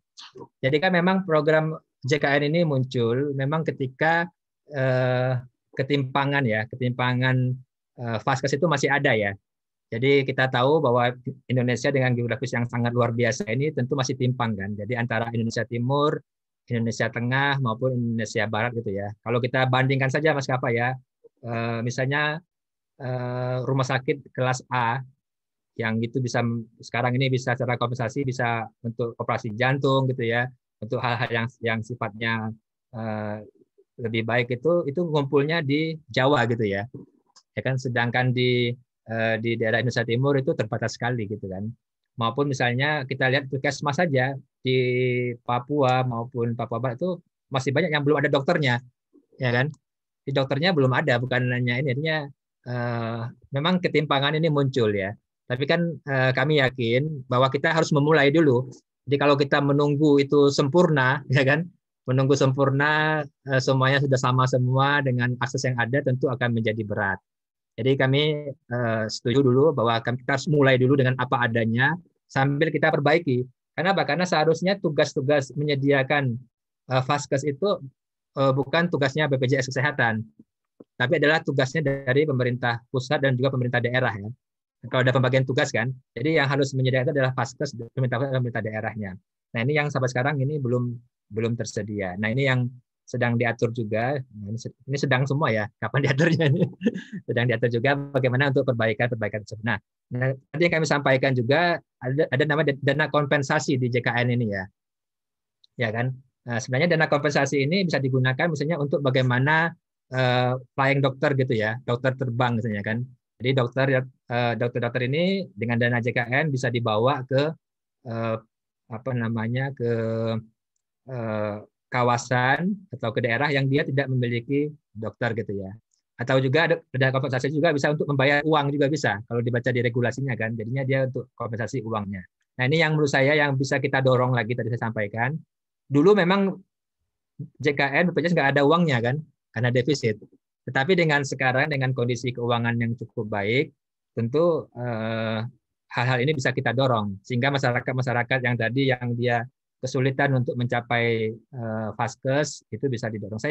Saya pernah penelitian banyak di daerah DTPK ya, bahkan sampai ke Mentawai itu tuh sampai hampir terbalik di Mentawai itu yang di daerah pedalaman di Sumatera Barat itu ya. Itu jangankan dokter Pak Kava ya, sinyal aja nggak ada dia, ya kan? Sinyal itu aja nggak ada. Jadi ketika sana itu betul-betul sinyal, dan itulah Indonesia kan sekarang ini kan. Nah inilah yang misalnya yang bisa kita dorong untuk di JKN ini bagaimana dana kompensasi ini bisa dilaksanakan ya. Ini salah satu ruang-ruang perbaikan yang bisa kita dorong. Karena kalau kita mendorong untuk daerah-daerah seperti itu, misalnya mendorong telemedicine tadi ya belum tentu dia bisa karena kan dia nggak punya jaringannya, ya kan. Bahkan pengalaman saya di lapangan itu ada di Maluku Tenggara Barat ya, di Maluku itu misalnya bahkan untuk rujukan pasien ke kabupaten kota itu sampai dokter perawatnya iuran Pak Kava ya kan. Ini saya banyak berapa kali saya temukan di lapangan karena itu mereka iuran nih. iuran untuk apa? Membayarkan rujukan pasien di puskesmas mereka supaya bisa ke rumah sakit. Jadi karena apa? Karena memang membutuhkan. Nah ini yang saya juga hal-hal ini terjadi di lapangan. Jadi ini tentu ada nakes yang dia memiliki jiwa pengabdian yang luar biasa ya. Sampai uang gajinya digunakan untuk iuran membayari rujukan dari pasien-pasien yang ada ini. Dan itu masih banyak terjadi di lapangan menurut saya ya. Nah ini menurut saya adalah bagaimana dana kapitasi tadi, dana di FKTP, dana yang ada di puskesmas, yang ada di klinik, di dokter DPP ini bisa kita manfaatkan, dioptimalkan. Jadi kalau ini bisa terjadi, tentu menurut saya sih, misalnya kunjungan-kunjungan di lapang, kunjungan-kunjungan ke rumah pasien itu bisa dilakukan oleh tim yang ada di FKTP ini. Dan itu akan terjadi kalau dana kapitasinya cukup untuk membiayai di puskesmas. Saya pikir demikian, Pak Kafa ya. Itu memang masih problem di Indonesia ini sampai sekarang ini. Ya, baik. Terima kasih Bapak Mutakin. Ini saya kira masih ada pertanyaan lagi Pak. Kita juga masih punya waktu cukup lama ya, sudah sekitar 30 menitan. Ini ada tadi ada yang sudah raise hand, Mbak Anita Florida mau bertanya.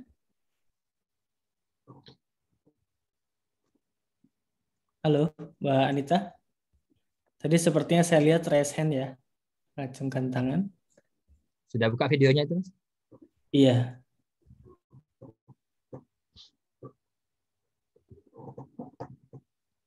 Silakan Mbak Anita untuk menanyakan secara langsung.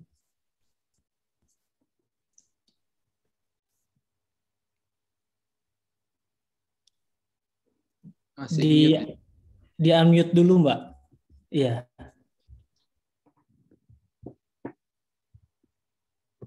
Wah, malah hilang. Oke, nggak apa-apa. Sambil nunggu Mbak Anita nanti barangkali mau bertanya. Ini sudah ada satu pertanyaan lagi, Pak Mutakin, dari Mas Isa. Silakan Mas Isa bisa disampaikan secara langsung saja. Mas Isa atau Sakib ini ya? Assalamualaikum. Apakah suara saya sudah masuk, Pak Moderator? Suaranya menggema, Mas. Sudah jelas? Oke, agak menggema Mas Yan. Nggak apa-apa, ditanyakan saja Mas. Ya. Perkenalkan, nama saya Isa, salah satu tim media dari PSDK. Ini saya ingin menanyakan tentang dalam terkait persoalan rokok tadi, meski di satu sisi penyakit yang diakibatkan rokok itu lumayan banyak dan cukup membebankan. Namun di sisi lain, yang pajak yang diterima juga dari rokok bisa terbilang lumayan. Bagaimana DJSN ini merespon hal tersebut? Apakah ada kebijakan mengenai hal tersebut? Mungkin itu yang ingin kami tanyakan. Terima kasih untuk Pak Moderator dan narasumber. Oke, terima kasih Mas Isa. Barangkali bisa langsung direspon dulu Pak Mutakin sambil nanti kita tunggu dari teman-teman yang lain begitu. Ya, terima kasih Pak Mas Isa ya.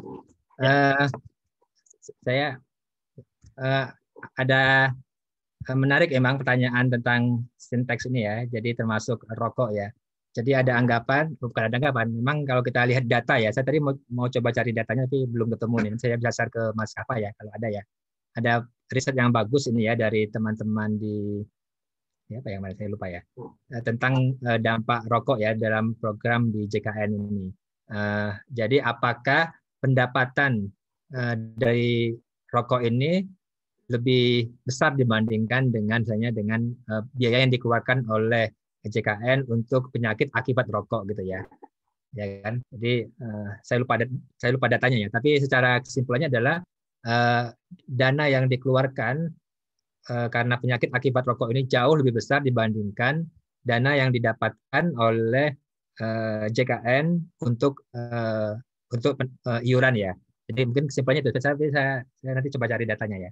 Saya pikir ini yang menurut saya kesimpulan yang didapatkan dari riset itu. Jadi misalnya dia membandingkan misalnya dengan rokok itu ada penyakitnya jantung, kanker gitu-gitu ya dan sebagainya, diabetes dan sebagainya. Nah, biaya-biaya yang dikeluarkan dari penyakit-penyakit akibat rokok ini ada berapa triliun gitu, saya lupa.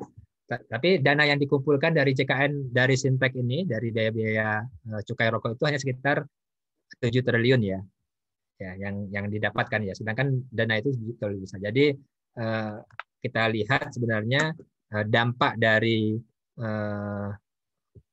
cukai rokok ini belum cukup ya untuk membiayai daripada dampak dari dari JKN ini. Nah, ini yang saya kajian yang cukup baik itu bisa jadi dasar ya, dasar untuk melihat apakah perlu intervensi lain nih, ya kan? Perlu intervensi lain sebagai sebagai mekanisme gitu ya. Apakah misalnya apakah perlu kenaikan cukai rokok yang lebih tinggi lagi nih? Ini contohnya ya, contoh kebijakannya kan. Misalnya kita lihat berarti perlu kenaikan cukai rokok lagi. Tetapi ini nanti dengan Kemenq kita akan berdiskusi ya. Atau yang kedua tadi misalnya apakah membatasi perokok untuk menerima manfaat dari JKN ini. Nah, ini juga bisa juga intervensi yang dilakukan. Atau yang ketiga ada urun biaya, ya kan? Ada tambahan urun biaya bagi peserta-peserta yang diperkirakan memilih terkena penyakit karena rokok juga. Artinya ada tambahan biaya yang dia lakukan. Nah, ini pilihan-pilihan kajian yang bisa dilakukan. Tapi yang agak susah itu adalah menentukan, ya kan? Apakah dia sakit jatuh itu karena rokok atau tidak. Ini kan juga problem yang harus kita diskusikan nih. Bagaimana mekanismenya ini? Oh, dia ini karena stroke nih. Ini karena jantung, maka dia tidak ditanggung oleh JKN. Karena dia jantung atau stroke, maka JKN tidak menanggung kepada peserta ini. Nah, ini juga tidak mudah saya nggak tahu, secara ilmu kesehatan tidak mudah kan untuk jadi banyak hal yang bisa dilakukan, intervensi yang bisa dilakukan. Tapi mendorong pola hidup sehat itu yang harus dilakukan. Ini maaf ya kepada kalau ada yang merokok di sini ya. Karena dulu tapi ini misalnya ada konsekuensi yang dilakukan nih untuk misalnya rokok dalam di JKN ini ya. Karena sudah banyak kajiannya memang dampaknya luar biasa untuk program JKN. Nah, apakah kita akan membiarkan terus misalnya kan? Membiarkan terus pola hidup yang tidak sehat ini kemudian membebani negara gitu ya. Membebani negara untuk ini. Ini perlu diskusi panjang ini Pak Nur Hadi, Pak Kafa ya. Ya, karena ini diskusi yang sudah cukup lama ini sejak JKN sebelum mulai itu sudah ada diskusi nih. 2012 kita sudah diskusikan perokok ditanggung nggak di dalam program JKN kan. Nah, ini juga menarik. Jadi kan Pak Kafa ya, Mas tadi Aji ya. Mas Isa. Sisa ya. Baik, terima kasih Pak Mutakin. Iya betul, dulu tuh sempat ada guyonan ya celetukan itu. yang merokok tidak dapat akses ke jaminan sosial, tapi penyumbang terbesar pendapatan negara gitu. Ada juga celetukan seperti itu. Oke. Di Gorontalo sudah mulai kan Mas ya? Gorontalo kan tadi saya sampaikan Pemprovnya kalau dia merokok nggak ditanggung dibayarkan oleh Pemprovnya untuk didaftarkan gitu kan. Nah, ini juga langkah yang sudah dilakukan oleh Pemprov di Gorontalo. Ya, betul. Baik, terima kasih Pak Mutakin. Ini ada pertanyaan dari Pak Nur Hadi. Barangkali bisa disampaikan sendiri, monggo Pak Nur Hadi. Terima kasih Pak Kafa. Pertanyaannya mau jawab apa?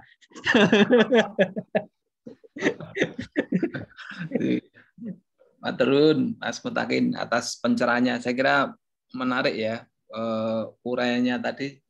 Paling tidak beberapa hal yang saya tangkap. Yang pertama ini karena memang langsung dari sumbernya core of the core, jadi kita tahu ya update terkini seperti apa dan juga tentu saja arah ke depan itu seperti apa yang itu tidak bisa kita peroleh di kelas saya kira. Termasuk level of details ini kelas ini saya kira mendapatkan banyak hal dari presentasi Mas Mutakin. Tapi izinkan saya juga bertanya ini. Tadi disampaikan soal gagasan integrasi antara BPJS Kesehatan dan Ketenagakerjaan ya. Ini sempat mengemuka juga sekitar tahun sebelum pandemi itu 2019 apa ya. Kebetulan saya mengajar kelas jaminan sosial yang mahasiswanya itu teman-teman dari BPJS Ketenagakerjaan, di mana mereka punya surplus banyak, ya, sehingga untuk nyekolahkan stafnya saja bisa double degree ke UGM dan ke Melbourne. Gitu. Jadi Iya. satu tahun di UGM, 1 tahun di Melbourne. Berbeda dengan BPJS Kesehatan yang katanya masih merugi, walaupun Pak Dirut kemarin menyampaikan sudah surplus ya, yang dikritik oleh Pak dari UI itu Pak Sinten, Pak Tobroni, Hasbullah Tabrani lah. Yang dikatakan sebagai false, bukan false, tapi istilah beliau itu kayak fata morgana, keuntungan fata morgana dibilang begitu. Nah ini kan seolah-olah ada 2 institusi yang performanya itu tidak sama, ya, Mas. Antara yang satu ini untung bagus, established gitu, kemudian yang satu itu masih merugi, walaupun kalau dari sisi kepesertaan mungkin jauh lebih banyak dan sebagainya. Ide untuk integrasi saya kira menarik, bagus. Nah, tetapi dengan performance yang seperti itu mungkin ada keberatan juga dari ketenagakerjaan. Yang ingin saya tanyakan, roadmap untuk integrasi itu seperti apa? Kemudian apakah sudah ada upaya-upaya ke arah sana? Termasuk mungkin kalau sudah ada kendalanya itu kira-kira apa, di mana? Ya, langsung Pak. Langsung saja Pak direspon. Ya, terima kasih Mas Nur Hadi pertanyaannya. Jadi sebenarnya kalau kita lihat di undang-undang, sebenarnya kan ide awalnya dulu ya Pak Nur Hadi ya, setelah undang-undang BPJS itu ada kan bagaimana mengintegrasikan kedua BPJS ini ya. Nah, tapi ini kan terkendala di undang-undang itu sendiri ya. Kalau kita baca di undang-undang JSN ya, di pasal 1 ayat 1 ya, ayat 2 nggak salah ya. Itu menyatakan bahwa ada kata-kata beberapa itu ya. Jadi SJSN dilakukan oleh beberapa badan penyelenggara jaminan sosial. Nah, didefinisikan ketika itu beberapa itu tidak bisa satu, Pak Nur Hadi ya. Jadi beberapa itu akhirnya disebutkan, nggak bisa satu dong. Jadi harus ada 2 lembaga nih yang menyelenggarakan. Akhirnya adalah BPJS Kesehatan dengan 1 program dan tenaga kerjaan dengan sekarang 5 program ya. Nah ini yang menurut saya kalau ingin menyatukan kedua ini, karena ide awalnya seingat saya diskusikan dengan beberapa yang mendesain awal-awal itu ya inginnya satu BPJS ya kan. Tapi karena ada kata-kata beberapa itu ya akhirnya ada 2 BPJS. Nah ini menurut saya memang kita harus merevisi dari undang-undang itu kan. Jadi kalau memang ingin menyatukan, tadi yang kesehatan ini yang dulu defisit, sekarang sudah semi surplus pseudo ya, artinya semu ya, surplus yang semu gitu kan. Surplus semu, sedangkan yang tenaga kerjaan ini sekarang sudah 500 triliun Pak Nur Hadi uangnya nih, ya kan. Makanya bisa mensekolahkan itu. Tahun ini sekolahnya ke Belgia tuh saya tuh. ITB dan Belgia mereka 20 orang tuh. Ya kan, luar biasa itu. Saking banyak kelebihan dananya kan, jadi bisa double degree ITB dan Belgia. Kalau dulu kan UGM dan Australia nggak salah ya, ingat saya. Ya. Melbourne ya. Nah sekarang juga yang ke Inggris ada, ke Birmingham. Ada. Ya. Sekarang dia Belgia dan Jerman ini. Saya 2020 ya, saya baca laporannya ya. Nah ini menurut saya sekarang 500 triliun itu 540 ya, ini sama seperti 1/4 dari APBN kan, ya kan. APBN kita kalau 2.000 triliun itu kan, ini dana ini hampir 500-an triliun lebih nih, luar biasa nih kan. Makanya isu-isu kemarin, isu-isu korupsi ya di tenaga kerjaan itu kan cukup seksi ya. Jadi walaupun saya pikir nanti diskusi di tempat lain ya, tapi ini menarik juga dilihat bagaimana isu korupsi di tenaga kerjaan, karena memang dananya cukup besar, cukup menggiurkan lah. Kalau misalnya menjadi direksi atau menjadi komisaris atau menjadi dewas di sana cukup lumayan gitu Pak Nur Hadi ya. ya tapi tadi jadi kalau kita mau integrasikan itu ya memang masalahnya memang itu ya, jadi undang-undangnya ini harus direvisi dulu. Nah kalau memang tadi misalnya tidak bisa belum bisa direvisi undang-undangnya, menurut saya ada beberapa hal yang bisa dilakukan kan untuk kerjasamanya itu, misalnya tadi di kepesertaan, bagaimana manajemen kepesertaan itu bisa satu dulu, ya kan? Karena apa? Karena sama kan, ini kan yang dikelola itu sama, pemberi kerja. Jadi sering ada keluhan nih dari pengusaha kan. Hari ini saya didatangi oleh kesehatan, minggu depan didatangi lagi oleh tenaga kerjaan gitu kan, untuk hal-hal yang saya menarik iuran, ya kan, untuk manajemen pesertaan yang itu bisa dilakukan bersama-sama. Nah ini mungkin ini pilihannya kan, saya mungkin bisa ada badan baru nih. Ini opsi saja ya. Tapi ini sudah ada diskusi juga, ada badan baru untuk manajemen kepesertaan, ya kan. Jadi kepesertaannya dikelola oleh satu badan baru ini, sehingga nanti ini kan sangat susah sekarang ini integrasi datanya, Mas Fadi ya. Saya terus terang aja nih, ya kan, integrasi data di antara kesehatan dengan itu agak nggak mudah gitu ya. Walaupun berkali-kali didorong supaya integrasi data, itu yang tidak mudah, tidak banyak hal yang perlu didiskusikan ya di sana. Nah ini kalau misalnya ada lembaga baru, ini ide liar saja ya. Ada lembaga baru yang mengurus pesertaan, ini mungkin sebelum undang-undang revisi undang-undang itu jadi, misalnya ya kita bisa di situ dulu ya. Ini mungkin bisa dilakukan. Nah ini sejauh mana roadmap-nya, saya pikir kami di DJSN masih mendiskusikan Pak Nur Hadi ya untuk roadmap-nya. Jadi karena ini sehubungan juga tadi saya sampaikan ada revisi undang-undang juga. Kami mendorong ada revisi undang-undang untuk SCSN ya, dan juga undang-undang BPJS. Nah kalau misalnya nanti kita bisa diskusikan bersama-sama nih, ya kan, bagaimana kita bisa mendorong perubahan undang-undang itu juga menarik nih. Tapi belum sampai detail-detail seperti itu ya untuk ininya. Mungkin demikian Pak Nur Hadi. Terima kasih. Terima kasih Pak Nur Hadi, Pak Mutakin gitu ya. Itu tadi jawaban terhadap pertanyaan Pak Nur, itu sebagai penanda juga kita sudah sampai ke acara kita. Saya boleh share sedikit Mas, saya bikin share ya, mungkin penting untuk mahasiswa. Ya, silakan. Saya sebenarnya mungkin nanti kalau teman-teman mahasiswa membutuhkan ini, saya mau share di DJSN dulu kita punya namanya Sismonef Mas Kafa Pak Nur Hadi ya. Mungkin kalau belum tahu ya, atau yang belum tahu saja nih, tapi mungkin bagi mahasiswa mungkin penting. Jadi kami di DJSN itu ada namanya Sismonef DJSN ya.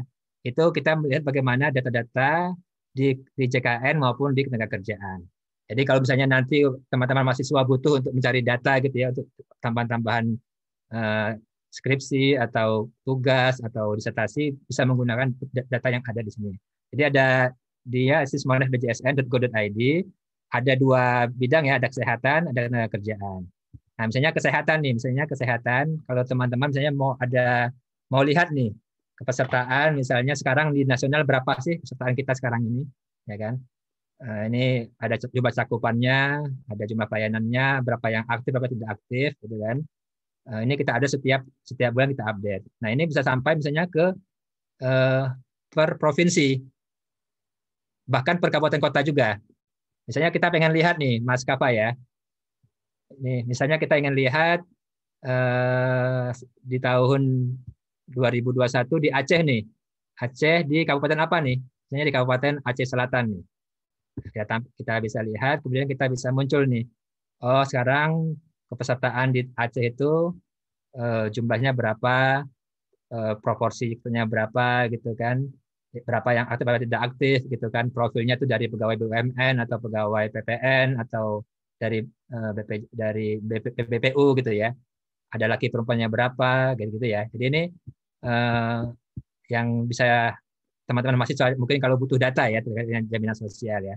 Ada kepesertaan, ada juga pelayanan, ada organisasi, ada jumlah iuran berapa, ada juga jumlah keuangan ya. Nah ini yang ada di kesehatan.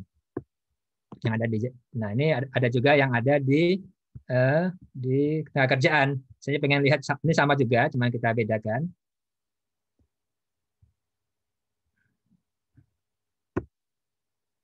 Nah, prosesnya.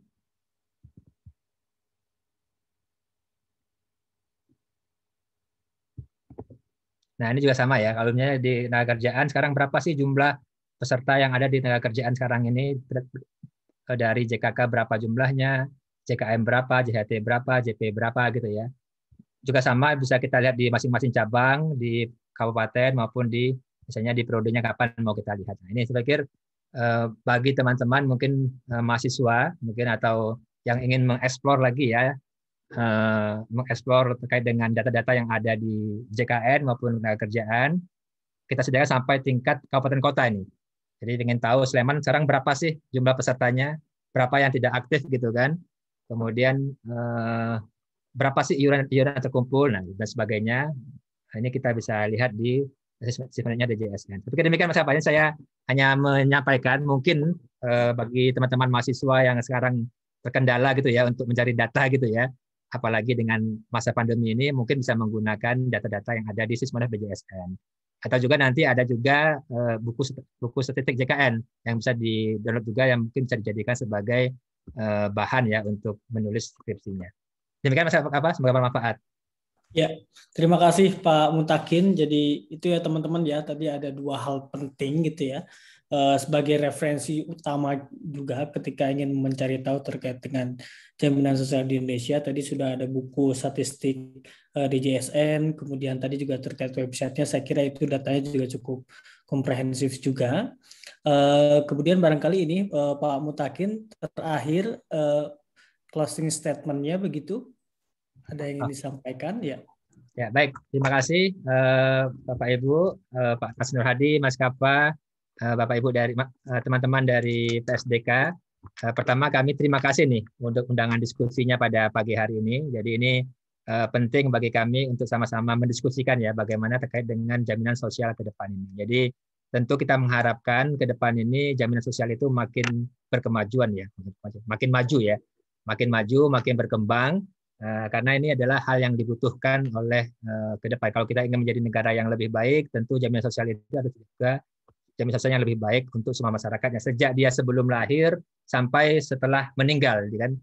Kalau JKM itu kan peserta yang setelah dia meninggal pun tetap ada beasiswa untuk dua anaknya ya. Jadi itu adalah hal yang sangat penting kita memperkuat dari program jaminan sosial di Indonesia ini. Terima kasih Mas Kafa. Jadi kami sangat senang kalau bisa terus berkolaborasi dengan teman di PSDK untuk membangun jaminan sosial di Indonesia ini. Terima kasih.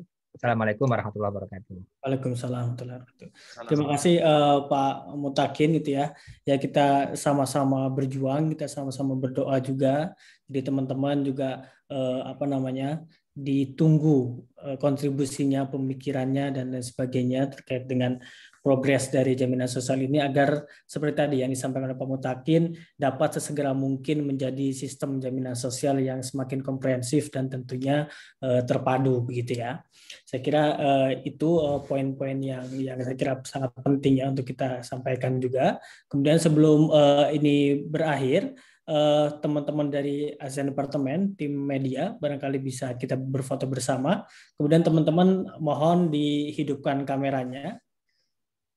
Kita bersuafoto online dulu. Oke, silakan Mbak Nanda untuk memimpin. Ya.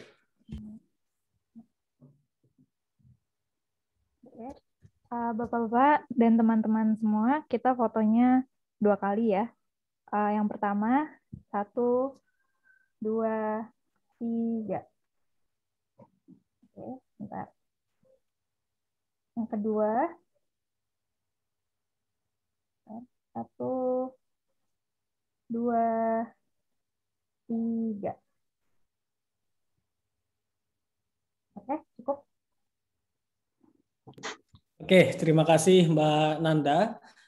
Saya sekali lagi saya ucapkan terima kasih sebanyak-banyaknya kepada Pak Mutakin dan tim yang sudah bersedia hadir di dalam acara pada pagi hari ini hingga siang hari ini. Terima kasih juga kepada Pak Nur Hadi, Pak Rezaldi, Prof. Anton juga ini selaku tim teaching di mata kuliah jaminan sosial, Pak Mutakin. Kemudian juga tentunya kepada teman-teman dari peserta mata kuliah jaminan sosial, terima kasih. Dan juga tadi ada beberapa dari mata kuliah lain juga terima kasih. Dan tadi saya lihat juga ada dari Santa Ursula juga hadir, tadi sempat hadir di diskusi kita pada siang hari ini. Sebagai penutup, sekalian saya menutup kelas jaminan sosial. Jadi teman-teman kita sudah 14 pertemuan. Jadi hari ini kita pertemuan ke-14. Saya kira ini penutupan yang sangat menarik begitu ya, ditutup langsung oleh Dewan Jaminan Sosial Nasionalnya gitu untuk pertemuan ke-14 ini. Jadi saya kira semoga apa yang sudah kita bahas selama 14 pertemuan tersebut dapat terus meningkatkan pemikiran kita, wawasan kita, terutama terkait dengan jaminan sosial di Indonesia. Saya kira itu yang bisa kami sampaikan, Bapak, Ibu, dan teman-teman sekalian. Kurang lebihnya mohon maaf. Wassalamualaikum warahmatullahi wabarakatuh. Selamat siang dan salam sehat untuk kita semua. Terima kasih Pak Hadi, Mas Kafa. Turun, Mas. Pak Mutakin.